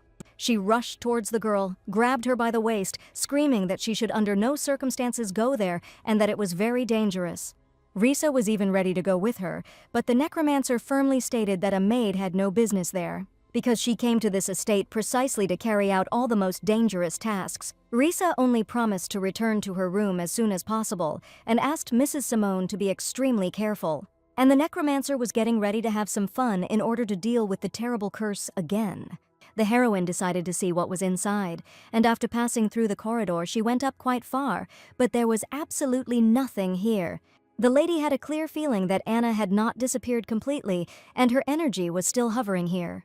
Simone felt the magic pulsing through her veins, warning her of danger in this place. The darkness was thick and tangible. Hearing strange rustling sounds, she felt his presence as a predator feels its prey. It was an entity, and Simone saw a long, naked tail, like a rat's, scurry under the rickety sideboard. Now much became clear to the necromancer, and it seemed the entity was not going to show itself anymore today, which meant it was time for it to return. The necromancer was warned that at some point the maid would definitely return and behave exactly the same as before. After she disappears, you should under no circumstances look her in the eyes, and especially try to talk to her. Anna returned the next morning as if nothing had happened, and the maids looked at her with fear. Everyone understood that the girl would not return as she was before, but she behaved exactly the same as the previous Anna. The necromancer understood that Anna was not herself at all, so she wanted to let the entity manifest as quickly as possible and asked the maids to leave the room. Simone pretended nothing was happening, sipping the aromatic green tea that the fake Anna had brought her. Ren arrived to see her today and immediately noticed the strange atmosphere, declaring a new curse. The girl asked the young man if he had heard about the impostor rats wandering around the mansion. Ren heard about this for the first time, and the necromancer told him about a legend that was circulating in the village where she used to live. This legend was about a rat that ate the nail clippings of the owner of the house for a long time, and then turned into him. While the owner was away, the rat played his role, which caused confusion in the village about who was who. In the end, everyone believed the rat. The real owner was driven out, considered a fake, and it really was a terrible story. After hearing the strange legend, the young man could not understand what was going on and why the girl was talking about this. Simone admitted that she simply suddenly remembered this legend and decided to tell the young man about it. But the shadow that Anna cast on the wall was in the shape of a huge, angry rat. Simone wondered if Ren should have been busy searching for the magic stone at this time, and she wanted to know what brought him here today. She was sure he was wandering somewhere in a distant village in order to find the magic stone as quickly as possible. There had been no progress in this matter yet. The search continued, and today the young man arrived to respond to her proposal. Simone was surprised because she had not expected to discuss this topic today, which she had completely forgotten about after yesterday's incident. Ren looked worried, as if he had really been thinking about her proposal for a long time. He even stood up from his chair and, putting his hand to his chest, declared that from now on he was ready to become her loyal employee. To be honest, even Simone didn't expect this from the Crown Prince, and apparently things were really bad in the imperial family. Well, at least now she had a worker with excellent skills, and the necromancer was incredibly happy about it. She decided that the young man should work a little, and when the demon lord was reborn, he could be released. The lady admitted that she really hoped for further cooperation, and he responded in kind. But in fact, the master had other plans. He decided to be with this girl in order to do everything to remove the curse from his father. Since the heroes had become much closer to each other, the young man decided to question Madame Simone and learn as much as possible about her. However, the heroine already guessed that he would suspect something and would obviously start asking questions soon. The young man waited for an answer, and Simone wondered whether to tell him the whole truth or just lie. She didn't care at all what others thought of her, and the secrets of the cursed mansion would be kept only here. Telling someone about her true nature was not easy. She feared rejection, hatred, everything that usually haunts necromancers. Perhaps this would affect their relationship, and the silence after his question was oppressive. Simone told Ren that she was a necromancer, and his eyes reflected a whole range of emotions from surprise and disbelief to barely noticeable fear. In fact, the young man asked the question on purpose. He suspected this, pretending not to understand anything, and asked if there were still necromancers left in the Empire.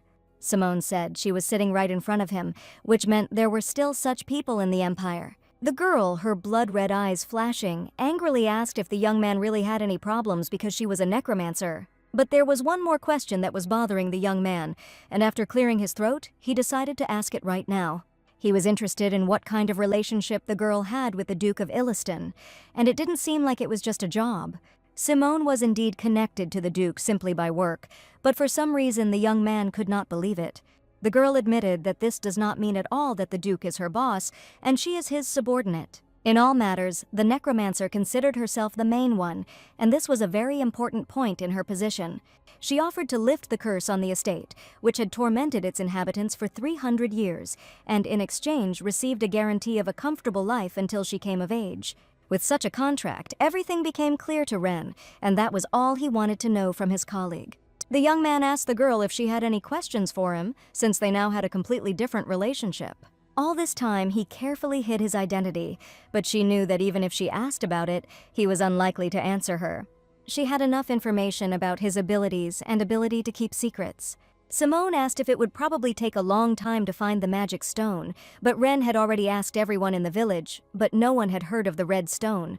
Suddenly, the lady asked him to complete the task within a week, and there was no time to wait any longer. Surprised, Ren asked if this wasn't a long-term assignment and why she suddenly decided to set a deadline. But when it came to saving lives, there were hardly any long-term or short-term tasks, and Simone asked for the stone to be brought as quickly as possible. And she warned that if he couldn't cope, he could take more people, and all expenses would be at the Duke's expense. He was interested in what the necromancer herself would do while the search for the magic stone was underway. Simone laughed when Ren suggested that she would be idle all this time, and was that really what he thought? The necromancer was going to remove other curses and offered to see Ren when he found the stone. When Ren left the mansion, Simone went to the window and began to closely examine his silhouette. At that moment, she heard a familiar, gentle voice, and it was definitely her personal maid. The girl stood behind her and asked why Mr. Wren had come and if he had any questions. Anna admitted that although he had come at her request, strangers had begun to visit the mansion regularly, so she felt a bit uneasy. Simone understood perfectly well that she should not talk to the maid under any circumstances, but she turned around and looked into her eyes, because somehow the curse had to be lifted. She asked the surprised Anna who she really was, and the entity in her body certainly didn't expect such a turn of events. Anna's face instantly changed from sweet and kind to sinister, and a sly smile appeared. Her skin turned gray, as if it had been drunk, and her eyes filled with an unholy flame, reflecting the darkness that was eating her from within. Anna, or what was left of her, convulsed in agony, her body twisting into unnatural positions. The entity understood. It was revealed, and in an instant nothing remained of the former Anna. Her twisted lips were stretched into a terrible grin, revealing sharp, unnaturally long teeth. Thin, pulsating threads, like living veins, spread across her body, absorbing into the skin and weaving like a web. Simone tried to tear them off, but in vain the threads held tightly, as if glued to her flesh, and any effort only increased the pain. Jaws lined with rows of razor-sharp teeth snapped in the air, producing a blood-curdling sound. Another maid ran into the room with her assistant, and they saw a truly terrible sight. The residents of the mansion were so overcome with fear that they could barely breathe, and no one understood what was happening there. An entity with huge teeth and Anna's hair grabbed Simone's hand. The grip was dead, as if it was squeezing the necromancer's bones. Simone screamed for the freak to let go of her hand, but the teeth, huge and sharp, pierced her palm. The necromancer grabbed the entity by the hair, the only reminder of Anna, the once kind and sweet servant. Simone tried to tear them off, but in vain the threads held tightly, as if glued to her flesh, and any effort only increased the pain.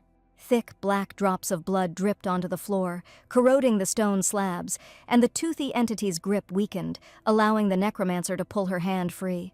Simone tore the flesh from the entity's face, shreds of gray, dead skin flying away to reveal the pulsating mass of bone beneath. The entity realized that now everyone saw its true form. It had only one way out to run as fast and as far as possible. Instead of legs, she had ugly feet with sharp claws, squelching in their own blood. The damned Anna began to retreat hastily, as if seeking shelter. The remains of Anna's face transformed into a nightmarish mask, distorted into a grimace of despair. Despite the intense pain, Simone screamed. The entity couldn't be allowed to escape, and it needed to be dealt with right now. But the damned creature turned into a huge, terrible rat with a long, vile tail and began to run away. Simone shouted loudly for the young man to help her grab the cursed entity and started running towards it. The maids, in fear, seeing a huge rat with a bloody face in front of them, understood that this was definitely not their friend Anna. Simone said that instead of Anna, a cursed monster appeared, and one shouldn't think that there was anything left of their friend in it. With a deep breath, she released the accumulated mana, the energy surging out of her, coloring the air an ominous purple. Simone, the necromancer, Her fingers, trembling with tension, felt the last of her mana tighten into a tight, pulsating knot in her chest. The necromancer realized that it was very difficult to run and accumulate mana at the same time. If she had known about this for a long time, she would have taken up sports, deciding instead to create an amulet filled with dark power. Simone didn't loosen her grip, focusing her will on holding on to the entity so that the vile rat couldn't escape. But at some point the necromancer understood, she stopped, and there was definitely nothing more she could do, because her strength was leaving her. She decided to hell with lifting the curse, and first thing she had to do was catch this nasty creature. Taking off her boot, the necromancer deftly threw it at the head of the fleeing huge entity and hit it squarely in the head. The vile creature actually stopped after a strong blow, and the heroine herself did not even expect that she would hit. Finally, she succeeded in achieving what she wanted, and the huge rat-shaped creature fell to the floor. Black streams of dark energy erupted around the entity, leaving a small mouse with a long tail lying on the floor. She continued to squeak, and the necromancer grabbed the little mouse by the tail, which now looked completely harmless. She looked at it and realized that it really was a small rat, cursed and sinister. The lady didn't even notice how the Duke approached her and quietly asked what was going on here and where all the noise was coming from. Simone released the evil rat and admitted that she was only here to catch the cursed entity. Blood was running down the girl's hand, and with a deft movement of her foot she stepped on the rat's tail so that it could not escape anywhere else. Simone told the Duke that this was one of the curses described in the manual, which she was able to deal with. The Duke didn't understand why they were talking about a curse, but there was a strange rat lying under the girl's foot. In fact, he thought the necromancer would rest all this time until the magic stone was found. But to his great surprise, the necromancer was busy with other curses, risking her life every day. The Duke asked if another curse had been lifted, but Simone asked him not to rush into it. In fact, she simply caught the rat, but did not remove the curse that was placed on it. Usually when you eliminate the source, everything is solved, but Simone had never killed living beings before. The Duke asked if it was really necessary to kill this pathetic rat, which already seemed about to die, to lift the curse. He thoughtfully took out his sword and was ready to finish off the damned creature so that it would disappear from the estate forever. With one blow, he cut the rat in half, and a huge pillar of light appeared from the dark entity. The Duke had no time for empty pity when it came to dark curses. The Duke warned that if the necromancer did not intend to flood the mansion with her blood, she should at least heal her hand. And only now did Simone notice that her hand was indeed covered in blood and huge wounds from the sharp fangs of the damned creature. She really began to feel inhuman pain. The maid rushed to her aid. Simone screamed in pain. The maid asked her to calm down, and the Duke understood that he should intervene in this matter. He asked the butler to immediately send a request and help the girl. He ordered that a healer be found immediately who could come to the mansion right away. The price was of no importance to the Duke, and he ordered that someone be found who could arrive as quickly as possible. But Simone had not yet finished the work she had started, and begged the Duke to find Anna as soon as possible. There is a large arch at the end of the stairs in the basement, and the necromancer said that Anna should be there right now. Most likely the maid suffered from this impostor rat, who was trying to pretend to be her all this time. Anna may be in danger and needs help, and the necromancer asked the Duke to find her and cure her. Her request sounded very excited. The Duke understood that this was truly a very important matter. He asked the butler which archway he should go to, but he only remained silent in surprise. Having said that, there never was and never could be any arch in the place described by the necromancer. The butler said that in the basement at the end of the stairs there is only a walled-up wall. He even suggested that perhaps Simone was mistaken, but the Duke understood that it was unlikely that a necromancer could be mistaken.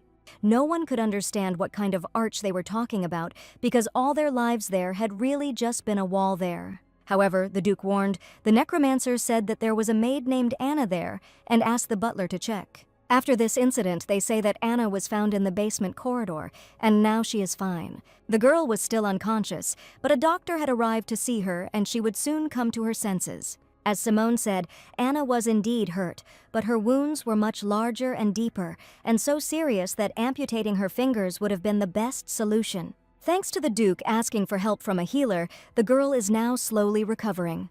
She would probably be able to return to her normal life tomorrow, and the maids were incredibly worried about her. As usual, Simone managed to save an innocent soul, and she was very glad that Anna remained alive. The maid remained in the girl's room and asked if necromancers really had the power of healing. She begged Simon to somehow stop the bleeding and asked how she could even just chase after her with a wounded arm. The maid understood that the necromancer was probably in great pain, but she did it to save her friend. And despite her agitated state, the girl understood that Simone had done everything right. She bowed low before her bed and thanked the necromancer for saving her friend. Everyone knew perfectly well that if it weren't for Simone, Anna would have been dead long ago. The maid also decided to apologize for her past rudeness when they first met the mistress. The conversation was about the time Simone found herself in a new room on the first day, and the maid was rude to her. Falling onto the bed, the girl admitted that there was no need to thank her. After all, she did it for Anna and wanted to save her, and if it had been someone else, she would have simply pretended that she didn't know anything. These words sent shivers down the maid's spine, and she realized that she was truly facing a devilish lady. With trembling hands, she crumpled the snow-white apron, feeling a chill of horror run through her body. Turning around, the maid admitted that she was still incredibly grateful to the necromancer for her help. Terrible rumors had already spread among the estate's servants about how Simone had managed to find the missing Anna. The rumors grew with each passing day. The maids passed information to each other, telling terrible stories. A few days later, Anna was already completely fine, and thanks to the healer, her hand healed without a single scar. But she couldn't sit idly by, no matter how much Simone tried to persuade her to rest a little, always shifting her work onto others. Besides, she was sure that she was already so healthy that she could even rejoice and run. Simone suggested that the maid go somewhere today, and Anna accepted her offer with interest. The lady reminded him that they had recently agreed to take a walk around the village, and now was just the time to unwind. She asked the maid not to forget the hair dye, and the delighted Anna promised to change her clothes, pack her things, and come back. After all the incidents, Simone felt she needed a little rest to gather her strength. They arrived at the village, and as soon as Simone got out of the carriage, she immediately noticed the strange chaos around her. 300 years ago, this place could have been called a city, and Simone couldn't even believe that this was really the Archduke's property. They say that even 200 years ago this place was a decent place, but now everything here is completely different. The maid, Kaylee, warned Simone that the village was much more dangerous than she thought, especially for a woman who looked rich. Since the master became the head of the family, security has been established here and food supplies have been supplied. But in the old days, the master refused the support of the population, and the doors of the mansion were locked. Simone asked Bam what he knew about this place, but the young man was from another village called Herten. The necromancer was indeed curious about this place, but as soon as she reported it, she felt something strange. A ghostly blue hand reached towards the necromancer's face, leaving a faint frosty mark on her face. The ghost kept repeating one word, die, and it was the same entity that had haunted her in the orphanage. Suddenly, she straightened up sharply and looked straight at the ghost, a cold fire splashing in her eyes, and an ominous smile playing on her lips. The necromancer had not seen this ghost for a long time, so she was sure that he had disappeared, but he probably simply could not have entered the mansion with her. She didn't care at all that the ghosts continued to stick to her. She wasn't afraid of such entities at all, and a smiling man approached the heroes and turned his attention to the beautiful lady. He asked what had brought such a noble person to such a remote place, and Simone was not surprised that attention was immediately drawn to her. Today she came for some magic hair dye, and the man who was the salesman at the magic shop thought it was an incredible pleasure. He offered to try the magic paint that the ruler of the lands used, and all the silk and colored paper from here went straight to the Duke's house. The salesperson asked what color the lovely lady would like to purchase, and they also had any shade to order. He suggested that the girl take her time and look around properly, and Simone began to closely examine the magic flasks. She was only interested in one question: how long would this paint last? And the choice in the magic shop was truly huge. The merchant warned that with proper care the paint should last a whole week, and he had even heard that magicians were able to preserve the color for a whole month.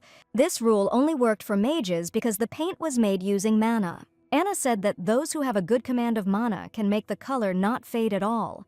Simone smiled and decided to take 2 bottles of each color, and Anna wondered why the lady needed so many. The necromancer wanted to buy more vials because she understood that they wouldn't be able to visit this place often anyway. There was no question of money at all, since she was fully sponsored by the Duke himself. Having made a good purchase at the magic shop, Simone was delighted, and the merchant politely showed the girls away. Anna asked where they were going next, and it was a beautiful sunny day outside. Wanting to buy a book, Simone wondered if there probably wasn't even a bookstore in this village. Anna suggested that the girl was deeply mistaken, and even in this village there is a perfectly decent bookstore. They walked to the next shop, and indeed a variety of books were visible on its shelves. It didn't look like much, but there were actually a lot of books there. True, they only sold old books here, but the necromancer understood that it was better than nothing. Entering the bookstore, they heard a man's voice asking who had decided to visit this wonderful place. They were met by an old man with long gray hair and a beard, who was definitely not expecting visitors today. Arriving unannounced, Simone greeted them, but for some reason the elder asked them to leave. The maid was there for the first time, and Simone asked if he really wouldn't sell them anything. Bam suggested that perhaps his main job was more important to him, which is why he didn't pay any attention to the visitors. The elder sold not only books here, but also other things, even things that cannot be touched. Everyone was sure that he definitely couldn't drive away the only customers, so the maid asked them to simply ignore his words. Simone said she came for a book, and the elder was surprised, as if there was not a single book in his shop. He muttered that the city was full of normal bookstores and asked why an aristocrat would drag herself to such a hole. And his attitude towards customers was really rude, because he asked them to look at the books as soon as possible and leave. Simone decided to ignore his rudeness and needed to find a book about the ducal family. She slowly went through each book and realized that there really were a lot of books about necromancers. As soon as the old man heard about the necromancers, he confessed that the girl had come to such a remote place, and also extremely sinister books. When she asked if there were any books about necromancers, he continued to answer rudely without giving a specific answer to her question. Bam warned that searching for such books was a crime and asked the lady to stop doing what dishonors the honor of the master. For the heroine, there was hardly anything worse than her work for him, and she simply asked him to find the necessary books. The elder found this surprising and asked if anyone was really interested in the story of a fallen aristocrat. Simone did not understand what was strange about the fact that the resident was interested in his master, and the elder noted that she was not a noblewoman at all. But even for an ordinary commoner, this was quite strange because she needed magic books. Whether aristocrat or commoner, the people of the Luan Empire no longer care about the Illiston family, and many don't even know that such a family exists. The elder said that everyone thought that this family had disappeared about 300 years ago, and Simone was surprised by his words. The more questions she asked, the more rude the old man became to her, not understanding who would be interested in fallen aristocrats. And in his opinion, if the Illiston name still meant something, then this family would certainly have flourished. Suddenly Anna shouted she had finally found that very book about the ducal family. She also managed to find books about necromancers, and Simone thought that they had come here for a reason. She asked the elder how much the two books cost, and he asked her to give her as much money as she could afford. The heroes finally managed to acquire all the necessary goods, and they decided to go to the nearest tavern to have a bite to eat. Simone had never been to such an establishment before and looked around carefully. Anna did not often go to taverns, only occasionally, when she was very hungry while running an errand. Anna even asked if the lady was sure that such a place really suited her. It wasn't a restaurant, but a dive where you could eat cheaply, and even Anna knew that the food wasn't of very high quality. Simone didn't understand why the maid was so worried about this, as if there was some kind of danger lurking there. The necromancer smiled and stated that she was also an ordinary commoner, so it didn't matter to her. The menu here was not very varied, but even from this there was something to choose from.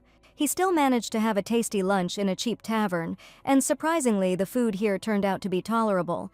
The necromancer began to leaf through the book she had purchased about the biography of the ducal family, and she already knew everything that was written there. She couldn't find any new information about the curse or anything like that. Most of the books on the market are simply collections of rumors about the Illiston family. They say that even family members do not know when and why a terrible curse was placed on them. Perhaps no one will ever know until the head of the family who lived 300 years ago tells this story himself. Anna really did know a little and knew some information about the ducal family that was reliable. When she first got a job there, she was even scared to work in such a place, but now she had a completely different feeling. Now it was the turn of the book about necromancers, and Simone was even surprised that such a book was on sale in the bookstore. She opened the book right in the middle to get at least a little familiarity with the information written there. The book contained a description and external characteristics of necromancers, their origin, and also the first case of their discovery. Simone also found information about the fall of the last necromancer, Anasis, who was executed. Apparently, few people cleaned this tavern, and the table was so dusty that the heroine couldn't even read a book. She turned to Bam's assistant, confessing that she had some interesting questions. She decided to ask about the village in Hurton and how trade was surviving there, and the young man told her that the local economy relied on secret visitors. Hunters, killers, middlemen, and the like. Rumor has it, everyone who is involved in something suspicious flocks there. The young man could not tell about this earlier, but probably the owner of that bookstore was also an informant. This place is owned by a family that the state doesn't care about, and there were so few people there that there was no management. The Duke tried to improve the conduct of affairs, made a lot of efforts, but there were things that could not be done about. The young man himself didn't know the details, but as a ruler, the Duke was lucky that the village's economy was developing at least this way. Anna was sure that now that Madame Simone was there, the Duke's affairs could go much better. The necromancer smiled, because she was only lifting the curse from the mansion and was not involved in other matters at all. Suddenly, the necromancer Simone became alert. Her gaze was directed to the side. Something was bothering her. An experienced sense, honed by years of practice and thousands of creatures raised from the dead, signaled danger. Anna also noticed that Simone, for some reason, was looking intently in the direction where there was no one yet. The maid didn't even have time to understand what could have happened, but the necromancer asked her not to look under any circumstances. And today, Simone thought that everything should go calmly and smoothly, but a new challenge awaited her. A man entered the tavern, and at first the girl thought he was just wearing some kind of long black hat.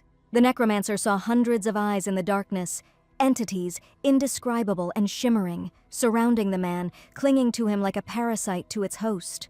The man seemed not to notice them.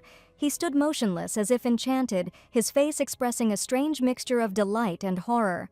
While the necromancer looked at the ghost with stunned eyes, the man approached her and asked if he could ask her something. It seemed he didn't even suspect that a ghost with dark eyes lived next to him. The man admitted that he was there for the first time and was a little lost, and asked where the home improvement store was. Dark, as if carved from the night shadows, she crossed her bony arms over his shoulder, like a faithful but sinister companion. Simone replied, "The store is about 2 blocks from here, if you go left," continuing to peer intently into the entity. The man smiled and admitted how good it was that he hadn't gone far while the dark creature sat upside down on his shoulder. He realized that he had never seen the young lady at a banquet before, and since he had never seen such a beautiful lady, it was likely that she did not like social events. Simone only prayed that the man with the ominous ghost would leave her as soon as possible. He offered to drink tea and get to know each other, extending his hand to Simone, which was completely covered with the hair of the dark entity.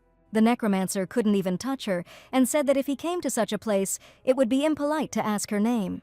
The man decided not to embarrass the girl anymore, but the dark entity continued to stare at her with a huge number of eyes. Those eyes peered into Simone like icy needles, like 2 coals burning with unnatural energy. The ghost on his shoulder twisted like a snake, its bony legs unnaturally long and thin, reaching almost to the necromancer. There was an ancient, primordial malice in this being, an energy capable of destroying entire worlds. And the ghost's bony black legs were level with the girl's face, who looked at what was happening in shock. She realized that the ghost was about to fall, and screaming, she stepped back from the man, because unfortunately, only she saw this ghost. Anna stood nearby and could not understand at all what was happening here, looking at the strange behavior of the lady. Simone closed her eyes and leaned over, suddenly falling silent, and the maid began to worry about her mistress. The necromancer was frightened. The ghost was ready to fall right on her, but as soon as she opened her eyes, there was nothing left. She didn't want the dark creature to touch her at all, but fortunately, nothing happened. The young man stood nearby and did not understand why the girl was behaving this way, and her behavior really seemed strange. In an instant, the dark creature suddenly seemed to dissolve into thin air and vanished without a trace. The young man asked if everything was okay with the girl, but she decided to take her books as quickly as possible and leave there. Thinking that she might have just imagined the ghost, Simone tried to understand what had just happened. Even after picking up the books, she still felt a strange feeling, and her bones trembled violently. She asked the maid and Bam to get ready to head back to the duchy. The necromancer couldn't understand what had just happened, where the ghost had come from, or why it had disappeared without a trace. But she decided to return to the mansion as quickly as possible. Night fell over the cursed mansion. The thick darkness seemed to pulsate like a living creature, enveloping its stone walls. The two maids were still standing in the corridor, happily discussing something among themselves. Kaylee noticed the girls and addressed them, as they should be busy with their work. The lady was indignant, asking why the maids were standing around doing nothing, and whether they had any special assignments. As soon as the girls saw their partner, they immediately ran to do their chores, because they understood that punishment could await them. The maids just wanted to take a break, and Kaylee acted like she was the only one working there. Madame Simone suddenly came out of her room and turned to the maids, confessing that she had something to talk about. She held some papers in her hands and asked the maids to each take 10 of them. The maids didn't understand what it was, but the necromancer explained that she had bought it today in the village. From that moment on, she was going to make magical amulets so that the girls would no longer be in danger of being cursed. The necromancer put her power into this paper and declared that it must be carried with you and the sheets cut into small pieces. Since there were a lot of sheets of paper, she suggested cutting them up little by little while the ladies cleaned the mansion. Kaylee looked at the sheets of paper in confusion and asked why they had to do this. The other maids didn't mind, but Kaylee was indignant if this was the work of a necromancer, then she should deal with the paperwork herself. In fact, Simone wanted to help the maids and stated that it was not her job at all. She did this because she didn't want any of them to suffer from the curse like Anna had. So now every maid can protect herself, and Simone did this partly for herself, of course. Kaylee realized that the necromancer just wanted to help them and asked how she was feeling. Today, Anna told how she felt unwell in the village, and this was the case when the girl saw a ghost. After thinking for a bit, Simone realized that she had definitely not imagined this ghost, and she clearly saw each of its eyes. And on this man's shoulder there was definitely some kind of entity, dark and ominous, with long tufts of hair. It was obvious that the entity was looking for something here, but it didn't even come close to Simone. Besides, there was another interesting fact, and the ghost sitting on her shoulders also disappeared without a trace. Before this, he had always been by her side, but then he ran away as if he sensed danger. Everything was fine until the maid reminded her of this story, and she asked about the food and whether she wanted to listen to a scary story. But the lady asked the mistress to forget, and she asked not because she was really interested. Simone suggested stopping the chatter and making an amulet for the gentleman, which he also needed. That same evening, the butler offered the gentleman dinner, but for some reason he had been refusing everything in recent days. Floria was the same way. She always left more than half of the food, but she was fine. The gentleman decided to inquire about the Adventurers' Guild, and the butler told him that today they had finally found a magic stone. The Duke was surprised that they had actually managed to find the stone from the legend, and asked why the butler had not reported it immediately. To verify the authenticity of the magic stone, the guild went to the magician Orcan. But during this task, some strange thief stole the stone, and even the seekers were unable to cope with him. The Duke couldn't believe how some stranger could steal the stone from experienced people if Ren was the best swordsman. The thief was also good with a sword. He killed all the seekers with one blow and escaped with the jewel. The matter was incredibly urgent, and the Duke was worried that everything was not going as he wanted. Both Floria and Jace are losing their original appearance every day, consumed by dark magical entities. He still believed the words of the necromancer, who wasn't even sure she could lift the curse, but there was an unusual inspiration on her face. If the Duke had known about the necromancer's existence earlier, if he had tried to lift the curse, his family would have been different. As soon as he thought of Madame Simone, she seemed to sense it and knocked on the door of his office. Something brought the girl to the Duke so late in the evening, or you admitted that she brought him something. She held some strange cardboard box in her hands and happily brought it to the master. Simone said she made a powerful magical amulet using her mana. Since it was still in development, it might not function quite correctly yet. But the necromancer was sure that it was worth at least trying, so that no one else would suffer like the maid Anna. The Duke realized that the necromancer was truly worried about the mansion's inhabitants and was diligently carrying out her tasks. Even though she had to work hard to make as many amulets as possible, she still tried. The master thanked her not only for the amulet, but also for saving the maid, since it was only thanks to the necromancer that this girl remained alive. In fact, the Duke just wanted to call the necromancer to tell him the news about the magic stone, and he believed that everything could still be fixed. He didn't try to hide the fact that the situation seemed to have become a little more complicated than he had imagined, and no one could believe that someone would think of stealing the magic stone from the Seekers. He stole something that may be the saint's passion, and they say he quickly dealt with the seekers and stole the stone. The lady didn't understand why they didn't just bring the stone to her, but went to some magician. They went to the right person, and the Duke was sure that the girl knew something about him. The magician Orkin, it was impossible not to know his name. He appears in the first season of the novel and remains until the finale, being the best friend of the main character. It is clear that, having received the stone from the legends, Ren will go to the Orkin, whom he trusts the most. No one could understand what kind of madman stole this stone if only the necromancer knew about it. The guild seekers reported that they might be late due to the theft, and just in case, the Duke suggested thinking about what to do if the guild didn't meet the deadline. Simone knew perfectly well that if this wasn't the right magic stone, then there was no way to lift the curse from Jace now, and it was a complete failure. After discussing all the details with the Duke, she returned to her room, where she saw something strange. For some reason, the maids were in her room and hadn't left yet, and Anna was carefully making the bed linen. Kaylee put on a serious expression and turned to the lady, probably wanting to tell her something. She became embarrassed and thanked the mistress for the magical amulets she had provided, although she had previously said that they were useless things for servants.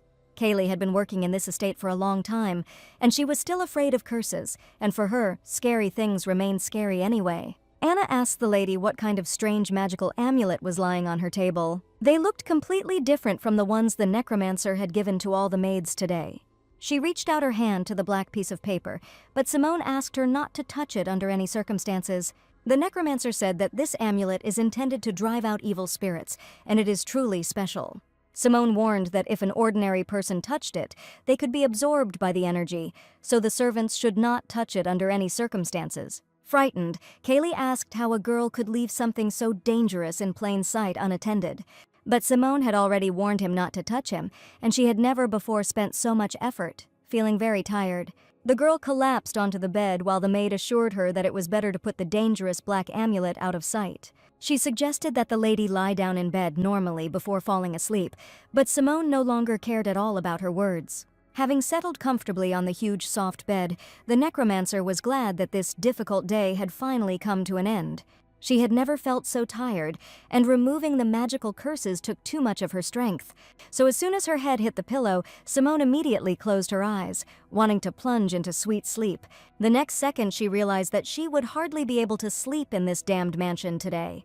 There was no peace in the house, and the chandelier hanging in her room began to shake. The servants certainly shouldn't have been working until now, and none of them would have been wandering around the estate making so much noise. Simone picked up the black magic amulet and wondered what kind of curse had come this time. It was still good that she had given the servants an amulet each, and at least nothing should happen today, and the heroine was planning to sleep peacefully. She closed her eyes and began to mentally count sheep in order to fall asleep as quickly as possible, but that night the mansion was restless again. Simone slept soundly all night due to fatigue, and in the morning, when she left the room, she saw a crowd in the corridor. The maids were standing outside her room, and Simone yawned and asked why it was so noisy that night. Anna tried to explain something in a stuttering voice, but the words seemed to get stuck in her throat.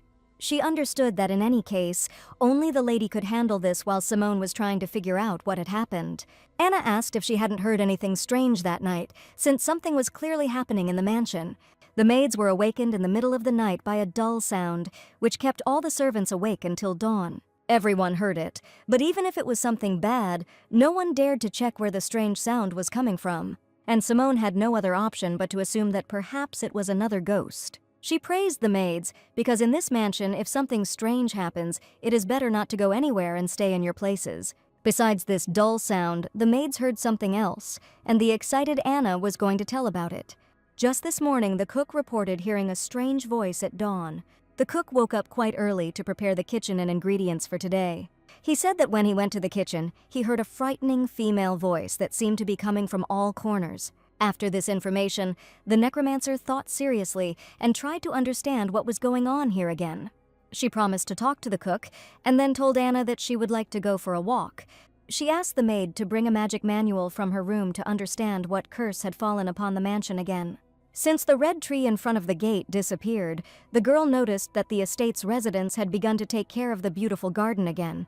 Now this place looked completely different. There were fragrant flowers and green grass everywhere. Simone went out for some fresh air and started reading the manual to figure out what was going on. Anna carefully poured hot tea into her mug, and today the heroine looked too thoughtful. The girl had already leafed through the entire manual, but unless her eyes were deceiving her, she couldn't find the information she needed. Simone even decided to start studying the manual from the very beginning, because it was possible that she had missed something. But no matter how much she looked, the manual didn't say anything about mysterious footstep-like sounds or a woman's voice in the middle of the night. The necromancer was very young, but she began to notice that something was happening to her vision. She asked Anna if there was any secret instruction among the servants regarding frightening sounds.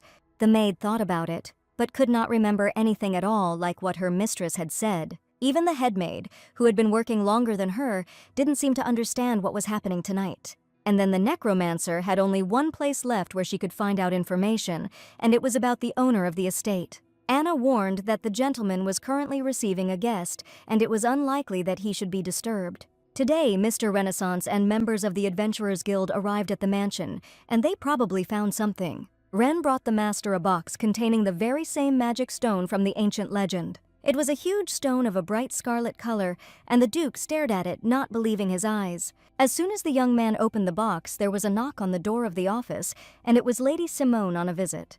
Ren, for some reason, was again extremely happy to see this girl and admitted that they had not seen each other for a very long time. Simone heard that the stone was stolen, but for some reason the young man still returned very quickly. Ren stated that he had promised to return by the appointed time, and the task was completed successfully. The young man really did a great job, and the Duke was surprised the necromancer knew he was here, but for some reason she didn't change the color of her hair and eyes.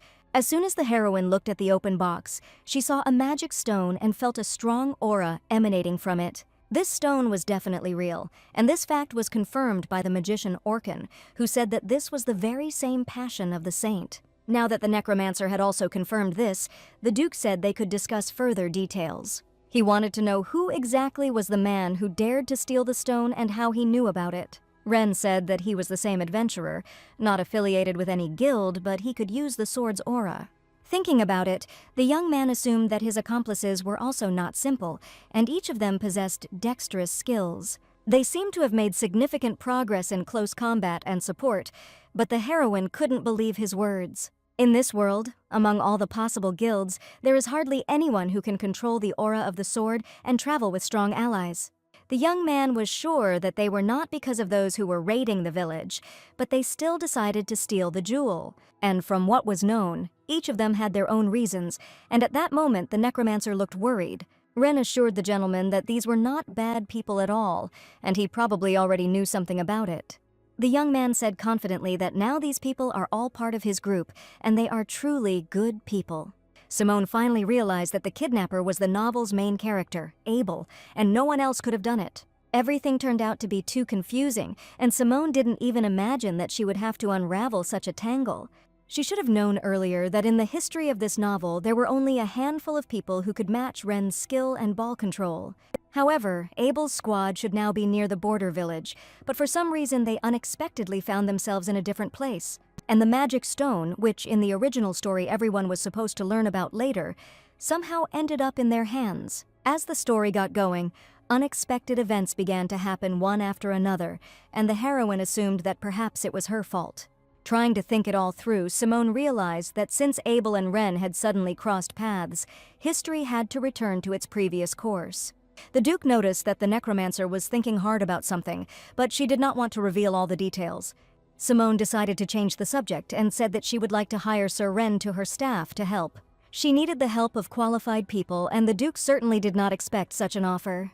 Simone called the young man competent, and as the Duke had already noted, he also knew about her personality. Besides, she was sure that relying on the guild in every matter was clearly not in the master's favor, and he would not be able to force everyone to remain silent. It was like a small child begging for a puppy while Simone was talking about Ren's qualities. The Duke understood that the young man could not stay in this estate and live and eat here like the girl.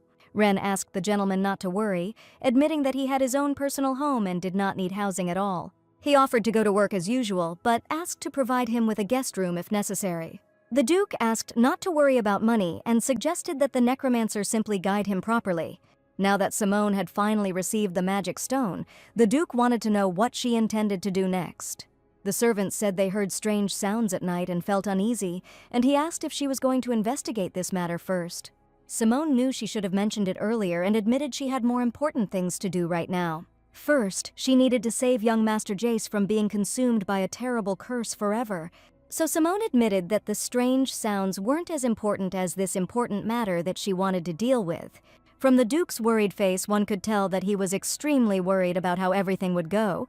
He offered his help, but the necromancer hardly needed anything, and for now it was difficult for her to say anything. Just in case, she asked for a healer to be prepared, and said that if she needed help, she would send Ren at the right time. As for the rumors circulating among the servants, she would like the Duke to deal with them as soon as possible. There was no mention anywhere of the muffled sounds that began to appear every night, and even the necromancer heard them every night. The Duke suggested that perhaps a new curse had appeared, one he had not known about before. The necromancer promised to sort out this issue as soon as possible and was about to leave the office, bowing politely to the gentleman. Following her was Mr. Wren, who probably wanted to talk to her about something. He asked how the girl wanted to save someone with the help of this stone, because it sounded absolutely unrealistic. If the legend is true, the magic stone only has healing powers, and it has no power to dispel the curse. Ren knew something about dark magic, the sorcery used by witches and necromancers. The Empire feared the dark magic they practiced, banned it, and in protest, the necromancers began to commit various atrocities, and eventually a conflict arose between the necromancers and the Empire. Simone wondered why the Empire considered dark magic so dangerous, since necromancers helped people in many ways. The young man suggested that perhaps the sacrifices were the reason, and the necromancers were banished from the Empire forever. And something was known today. In this mansion, there is someone who also knows about dark magic. At present, the Archduchess practices dark magic, and the necromancer knew this very well. The young man continued to follow her and asked her to stop for a moment, as he was hearing this information for the first time. He couldn't believe it. Dark magic in his own house, but she wasn't even a necromancer, just an ordinary noblewoman. Simone admitted that with someone's help this is indeed possible, but of course that someone is definitely not her. Dark magic required a living sacrifice, and the young man did not understand where the lady could find them in her estate. He was even afraid that the Duchess had really used the servants as victims, but that was not the case at all. Simone suggested that perhaps several of the missing servants had been sacrificed, but strictly speaking they were no longer alive. And in this mansion there is one person whom no one remembers, and there is no trace of him left in the world. The eldest son of the Illiston family, wiped off the face of the earth, and it has been more than 7 years since young Master Jace became a living sacrifice. The heroes stopped right in front of Duchess Floria's door, which no one was ever allowed to approach. Unexpectedly, Simone, despite all the rules, suggested that the young man look at the door, and this was too sudden. Smiling, the necromancer promised that they would just quickly take a look at what was inside and leave. The Duchess was not locked in this room, and Simone heard her coming out and wandering around the estate whenever she wanted. One day, she herself ran into her in the corridor, and from what she heard, she communicates with the gentleman quite often. Laughing, the lady asked if the frightened young man had no more questions, or if he needed a little more time to prepare. Ren touched the handle of the door to the Archduchess's chambers, trying his best to hide his excitement. He held the door handle tightly and asked if it was time to open it while Simone stood behind him. The young man was incredibly scared because no one had ever entered the lady's chambers, and it was unknown what was inside. The Duchess's face appeared in the doorway, her eyes, once sparkling with life and mischief, sunken into their sockets, surrounded by deep wrinkles.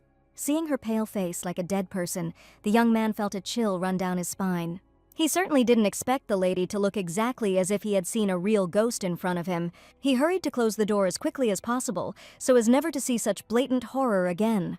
But the Archduchess did not let him close the door, holding out her bony hand. The lady abruptly opened the door, came out from behind her room, and headed straight towards the necromancer. The Duchess slowly turned her gaze to Simone, the necromancer, searching for a glimmer of hope, though in the depths of her gaze there was only despair. The curse not only devoured her body, but also deprived her of her voice, the ability to pray for help, conjuring her into an eternal silence of suffering. Her bony hands reached out to Simone, and from now on she was just a puppet in the hands of the curse, forced to carry out its evil will. Incredibly frightened, the young man stood with his mouth open. Now he was much more afraid than when he chopped down the damned tree. The Archduchess grabbed the girl by the hair, and the young man didn't even have time to notice how Simone's figure disappeared behind the door. The door slammed in Ren's face, and he started pounding his fists and yelling if Simone was okay. Hearing the screams, the maid stopped for a moment to find out what was shaking there. She saw a man from the guild, and everyone knew that this young man was the necromancer's assistant, but for some reason the girl herself was nowhere to be seen. The maid turned to Ren and warned him that these were her ladyship's chambers, and he could not make such a noise here. Holding the box with the magic stone tightly in his hands, Ren realized that he had to save Simone as soon as possible. He ran as fast as he could to the Duke's office to tell him what had just happened. The butler was indignant that the young man had burst into his lordship's office, and that this was definitely disrespectful. No one knew what had happened, and the out-of-breath young man was too afraid to say a word. He looked at the Duke and declared that something terrible had happened, and that the Duke definitely needed to intervene. And as soon as the master heard that Her Grace had dragged Simone into her chambers, his face turned pale with horror. The young man said that they went to break the curse, but Simon warned that today they just needed to survey the situation and find out a few things. They briefly outlined the general plan and opened the door slightly, and right behind it stood a lady as if waiting for them. Perhaps she could have overheard their conversation, but they didn't have time to ask questions. She suddenly jumped out and dragged the necromancer to her. After this, the door slammed shut, but the young man was still unable to see what was happening inside. Ren realized, seeing the Duke's frightened face, that they were talking about his son, Jace. Apparently, Simone had already managed to tell something about him, and indeed it was all about him. The room was too dark for Ren to catch a quick glance over her ladyship's shoulder before he could tell if anyone else was there. But honestly, even if there was someone there, it doesn't seem like a place like that would be suitable for a living person to live. He assumed that something terrible was happening in this room, and the young man was absolutely right about that. It even turned out to him that Jace could only exist in the memories of the estate itself, and he was definitely not alive now. Judging by the gentleman's reaction, it was as if he existed only in his memory, but she couldn't just go there. Ren asked if his son was there. Why couldn't he know anything about his condition? If the gentleman was so worried about him, he could probably visit him himself at any time. The butler intervened in their conversation and objected, asking how the young man dared to speak like that in front of his master. He couldn't afford to just stand there and listen to this conversation, but the Duke sharply asked him to shut up. He understood that the young man was absolutely right, and there was not a drop of lies in his words about what was happening behind the secret doors. It had been quite a while since the gentleman had seen the child himself, and the butler could not understand what was going on. Everyone was talking about something. It was definitely just the master's son talking, but the butler knew nothing about it. Recently in his office, he asked if the gentleman had any secrets that he did not know about. Then the Duke replied that the butler would not be able to understand him anyway, and did not tell him anything. The gentleman only asked not to ask unnecessary questions, and he would also find out how everything would be resolved. So now the Duke was determined to deal with the pressing issue, and that was much more important. There was no peace in the cursed mansion, and the Duke grabbed the hilt of his sword as he stood in front of the mysterious room. He stated that now they should focus on getting the necromancer out of this room as quickly as possible. Behind the mysterious doors, real horror was happening, and the Duchess was trying to strangle Simone right now. With each passing second, the girl found it increasingly difficult to breathe, and her bright red eyes slowly closed. Simone seemed to feel that right now she was going to die at the hands of the damned Duchess, who had no intention of stopping. The damned lady was sure she needed another victim, and she was ready to do it again, because she believed that if she had one more chance, her damned son Jace could survive. She held her throat in a death grip as Simone tried to take at least one breath of air. She didn't understand how a damned girl who looked like a walking dead could be so strong. If she continued to strangle her, Simone knew that another minute would pass, and she would die right there in this damned room. Gathering her last strength, she tried to kick the Duchess right in the stomach, but it didn't work. Simone was sure she had definitely hit her, but for some reason the lady didn't even move, and she continued to sit on her body, tightly squeezing her throat, looking at the girl with devastated eyes. Now the damned lady only wanted the necromancer to die as quickly as possible, because she believed that this would save the life of her son. She was so absorbed in the curse that she didn't even understand what she was doing. She was trying to strangle an innocent lady right now. Ren knew every second counted, and he slammed the door with all his might, shouting Simone's name. It helped because the damned Duchess turned towards the door, and the girl had the slightest chance to get out.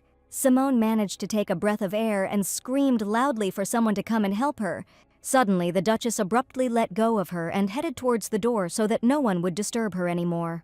There were bright crimson marks on the girl's throat, and Simone really thought that she was going to die right then and there. The Duchess was distracted by the noise outside the door, and Simone noticed a bloody sword lying right behind her. She understood that the Duke and Ren were trying to break into the room. If it weren't for these two, she would no longer be a tenant. The damn Duchess was incredibly irritated by the noise outside the door, and clutching her head, she screamed loudly. Simone realized that while they were distracting the Duchess, she had to hurry and find that damn Jace.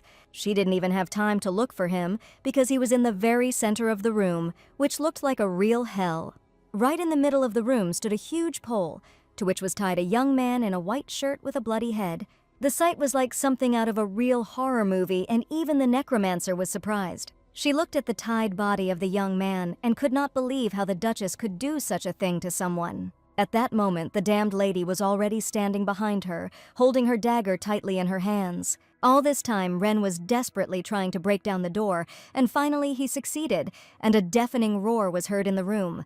He saw that Lady Simone was still alive, and together with the Duke, he rushed to her aid. The damned Duchess managed to turn around and approach the girl, but the worst thing was that she had a dagger in her hands. Drops of blood began to flow down the necromancer's dress, but she managed to catch the weapon that was aimed straight at her stomach.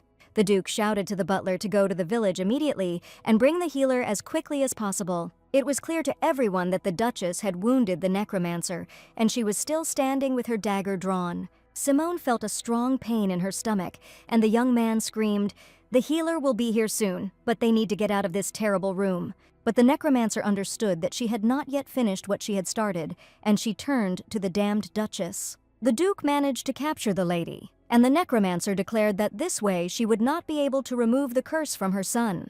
The damned Duchess was sure that Simone needed to die right now, because if one more person died, everything would definitely work out.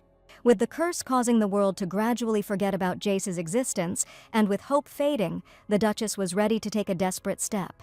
Simone didn't know which dark magician had persuaded her, but she asked the Duchess to think about it. Dark magic couldn't save a person. It's as pointless as saying that a necromancer can bring a person back to life, and if the Duchess finds herself in a room full of corpses, she'll just end up dying. "Even if that hasn't happened yet," the necromancer shouted, "Jace is still a living person." And now he forgot that very moment when she needed to save him, while the Duke held the Duchess tightly in his arms. The necromancer placed a black magic amulet on the head of the cursed lady and declared that now she would finally be able to rest. The Duchess screamed in a frantic voice as soon as the magic amulet touched her body. The talisman, which was capable of driving out evil with even greater evil, was now in action. A dark, evil entity flew out of the cursed lady's mouth like a whirlwind, and Simone waited for all the evil to come out of her. All this time, the Duke held the lady while streams of dark magical energy flew out of her. The next second, she simply fell to the floor, her energy almost drained, and Simone asked the Duke to make sure she got enough rest. Now the necromancer was about to move on to the most important matter, saving the life of her cursed son. Standing near the pole with the tied man, she asked the Duke if this really was his son. His current state was definitely his fault, and the Duke did not lie and confessed. He said it happened about 7 years ago when something terrible happened to his son. It was at that time that his son Jason began to be forgotten by everyone because of the curse, and Floria's heart became very weak.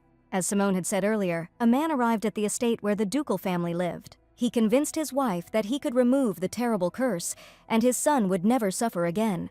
Their last hope was dark magic, so the Duke supported his wife, believing that they would succeed. The dark magician taught his wife some kind of dark magic for 10 days, and then disappeared without a trace. No one suspected that this was only the beginning of the worst nightmare that would have to be dealt with for many years. Floria began dragging living people and animals into her room, and even when the Duke begged her not to harm anyone, it was useless. It was as if she was intoxicated by dark magic and had absolutely no idea what she was doing. In fact, the Duke did not really try to convince her, because from that moment on, he no longer saw her as his good wife. They both felt deep pain for their child, because he was erased from people's memories and doomed to a life worse than oblivion. After this, the situation did not improve at all, and when the Duke thought that he could no longer remain on the sidelines, Simone appeared at the mansion. According to the original story, Jace died because the Duchess and he were completely consumed by dark magic. 7 years on the brink of life and death, but the Duke believed that now everything would turn out differently. The curse was consuming the Duke's son, but he was still trying to live, which meant his desire was strong enough. At that moment, the necromancer asked Ren to open the box and get the magic stone. She took the scarlet stone in her hand and prepared to help the Duke's son, who seemed to have no more chances. For the necromancer, this was the most crucial moment, and with a flash of bright red eyes, she looked at her cursed son. She placed the magic stone directly on his chest and quietly said that the Duke's son would definitely survive. The room was filled with a purple glow. The necromancer's mana filled the magic stone with sacred energy. Simone believed that this should be enough to free Jace from this room, bound by dark power. The Duke's son already looked like a real corpse, and Simone applied the magic stone once again directly to his head so that the world could remember Jace again. In an instant his face changed, and before the Duke appeared the very beloved boy in whom he believed. It was no longer a dead man cursed by dark magic, but now an ordinary boy with blonde hair appeared before everyone. The curse had not yet been completely lifted, as the others still did not remember the young master. Before completing the ritual, he must be pulled out of this place, which is saturated with dark magic. And the necromancer warned that in order to completely remove the curse, a certain price would have to be paid. The Duke was ready to give anything to save his son and to save his family. He admitted that he was ready to give even his life so that his family could henceforth live a happy life, and the terrible curse would never touch them again. Simone smiled as soon as she heard that the Duke was ready to sacrifice even his only life. And if he's so willing to put her on the line, then there definitely shouldn't be any problems. Simone asked that the Archduchess and the young gentleman be laid separately from each other, and that the magic stone be placed in his hand. For a full recovery, the stone must be held close for some time, but Simone didn't even notice that blood was still oozing from her palm. For some reason, she didn't use her power to heal the wound, and all her mana was given to removing the curse. Ren began to worry because the girl's bleeding did not stop and asked her to stand still. The Duke still could not believe that the curse on his family had really been lifted and that his son was alive. The gentleman thanked the necromancer for saving his beloved family, and from then on Simone became a special person to him. The Duke admitted that she was now a benefactor of their family, and the master truly trusted her. The next day, all the inhabitants of the mansion breathed a sigh of relief because the necromancer managed to save the ducal family. She had some things to sort out, and when the Duchess entered the room, she asked the maids to leave the premises. At last, the bright sun shone in this room, and life reigned here again. Madame Simone walked into the room with a huge axe, and the maid had no idea what she was going to do. Swinging with all her might, the frail girl swung the axe and struck the post to which the boy was tied. A wild roar echoed through the room, and the huge pillar shattered into small pieces all over the room. And now, finally, the main curse was finally over, but this was not the last thing Simone was going to deal with. The Duke had long since given his approval and warned all the maids to let the necromancer do what she wanted. He may have expected a completely different price for saving his family, but Simone did the right thing.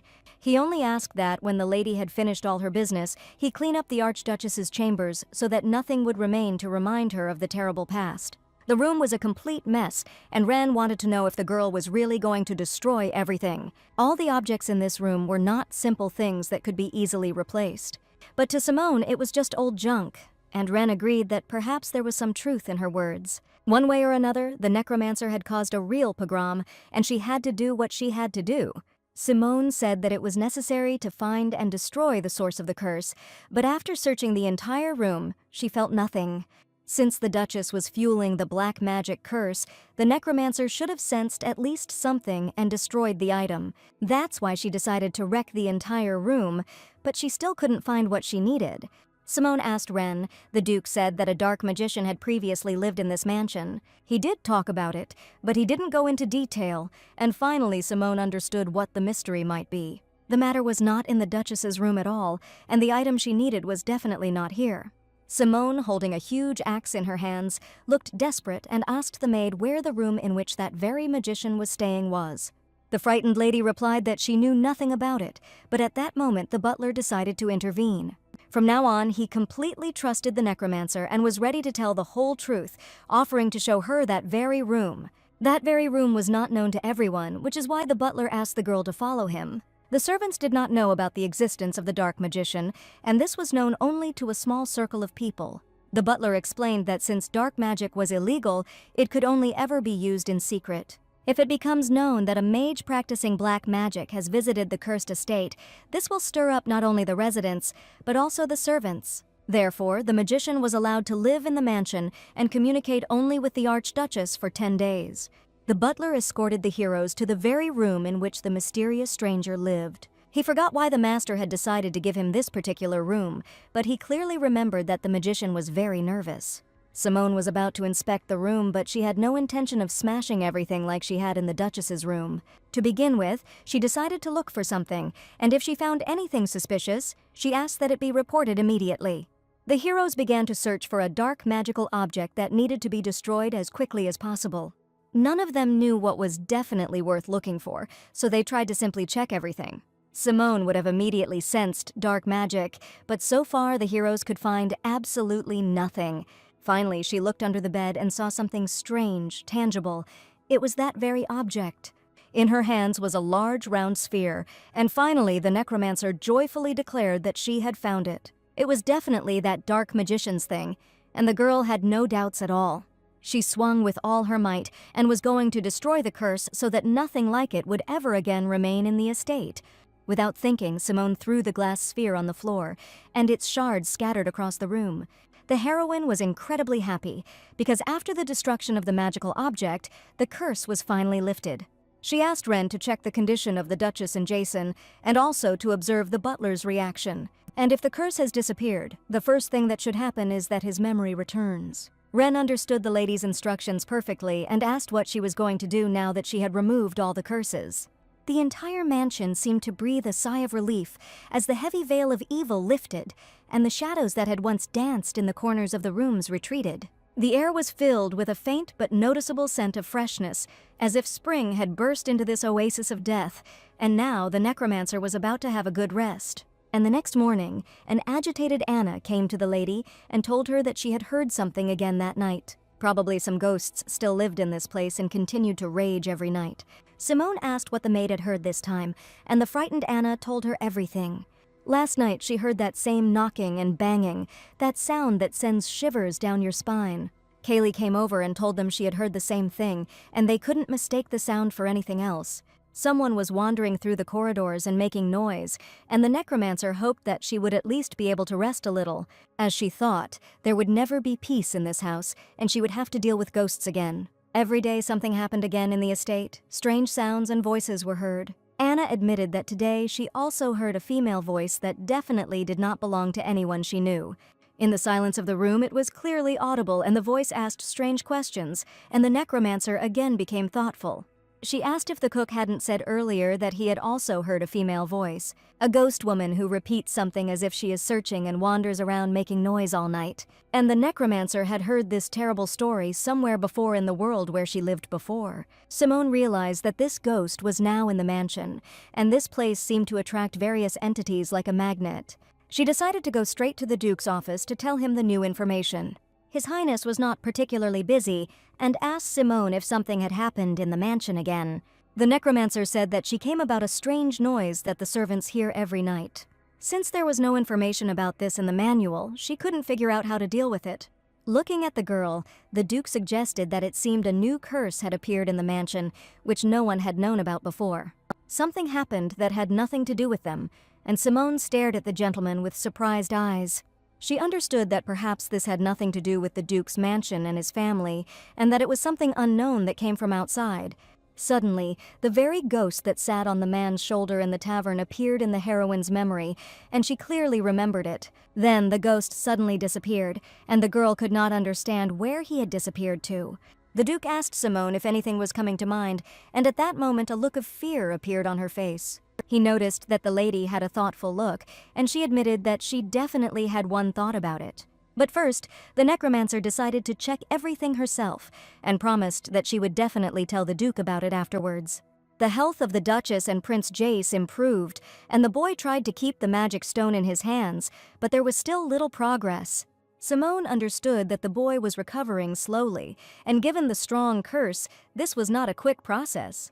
She asked the Duke to continue to look after him, while she herself was going to take care of other matters. It seems the necromancer won't be able to rest again, because now she needs to investigate a new case about an unknown ghost. The lady came out of the gentleman's office and was surprised because Ren was standing right in front of his door. She didn't understand what he was doing here, because today she certainly hadn't called him or given him any instructions. It was incredible, but the heroine got an employee who doesn't rest, even when asked. Ren said that the servants spoke of his suspicious noises that they hear at night, and many have already witnessed it. The young man considered this a big problem because he was sure that the ghost would continue to interfere with his work. He even offered to watch it at night, but Simone didn't understand why he was so desperate to help. She turned around and asked what would happen if, at night, he encountered the cause of the noise, which he definitely could not figure out on his own. Grabbing the hilt of the sword, Ren confidently declared that with this very sword he would deal with everyone. And he didn't understand why it wouldn't be possible to do the same as with the scarlet tree, but Simone admitted that she didn't know anything and hadn't encountered this herself yet. They say that lately the noise has been coming from the basement, so the best way to find out the cause is to see everything with your own eyes. The lady did not understand the young man's strange desire to learn about necromancers and oddities, as well as about lifting the curses of the imperial family, and she didn't hire a bodyguard at all, realizing that he would only prevent her from meeting the ghost. So the necromancer asked him to just wait and not poke his nose into other people's business. Just at that moment, the maid Anna was leaving the room, and the lady decided to address her. She asked to prepare a spare room in the basement, saying that she intended to stay there for the night. Anna was scared there could definitely be monsters in the basement, but the necromancer came here to solve such problems. Ren turned to the lady and suggested that while her room was being prepared, it would probably be necessary to meet with the cook. They say that recently he became silent and very frightened, and the young man heard from the servants that the necromancer was going to talk to him. She was surprised by his strange persistence, because Ren even offered to go with her. The heroes went to the kitchen to ask the cook about what he might have heard in recent days. The man was so scared that as soon as he heard voices in the kitchen, he didn't notice how he screamed in surprise. Upon seeing the guests, the cook admitted that Madame Simone had frightened him incredibly, and he certainly had not expected her appearance. Simone admitted that she would have liked to talk a little, but it turned out that the chef was too busy at the moment. She couldn't notice that the man looked terrible and his face was completely pale, as if he was constantly being stalked by someone. Simone asked the cook to tell her about the noise he had witnessed and whether he had heard anything else since then. But as soon as the man heard her question, his face seemed to become even paler and more frightened. He even dropped the ladle from his hands and admitted that all this time he had indeed been haunted by strange sounds. And the cook understood perfectly well that if the necromancer came to ask about this, it meant that another ghost had appeared in the estate again. The man heard strange sounds every day, but trembling all over, he admitted that this was not all. In fact, he had recently seen something terrible, and where a face should have been, there were only the blue, swollen legs of a ghost. Recently, he managed to meet him, and the frightened cook told him that something terrible was looking at him with dozens of hellish eyes, and this meant that the very ghost that Simone was thinking about somehow appeared in the cursed mansion.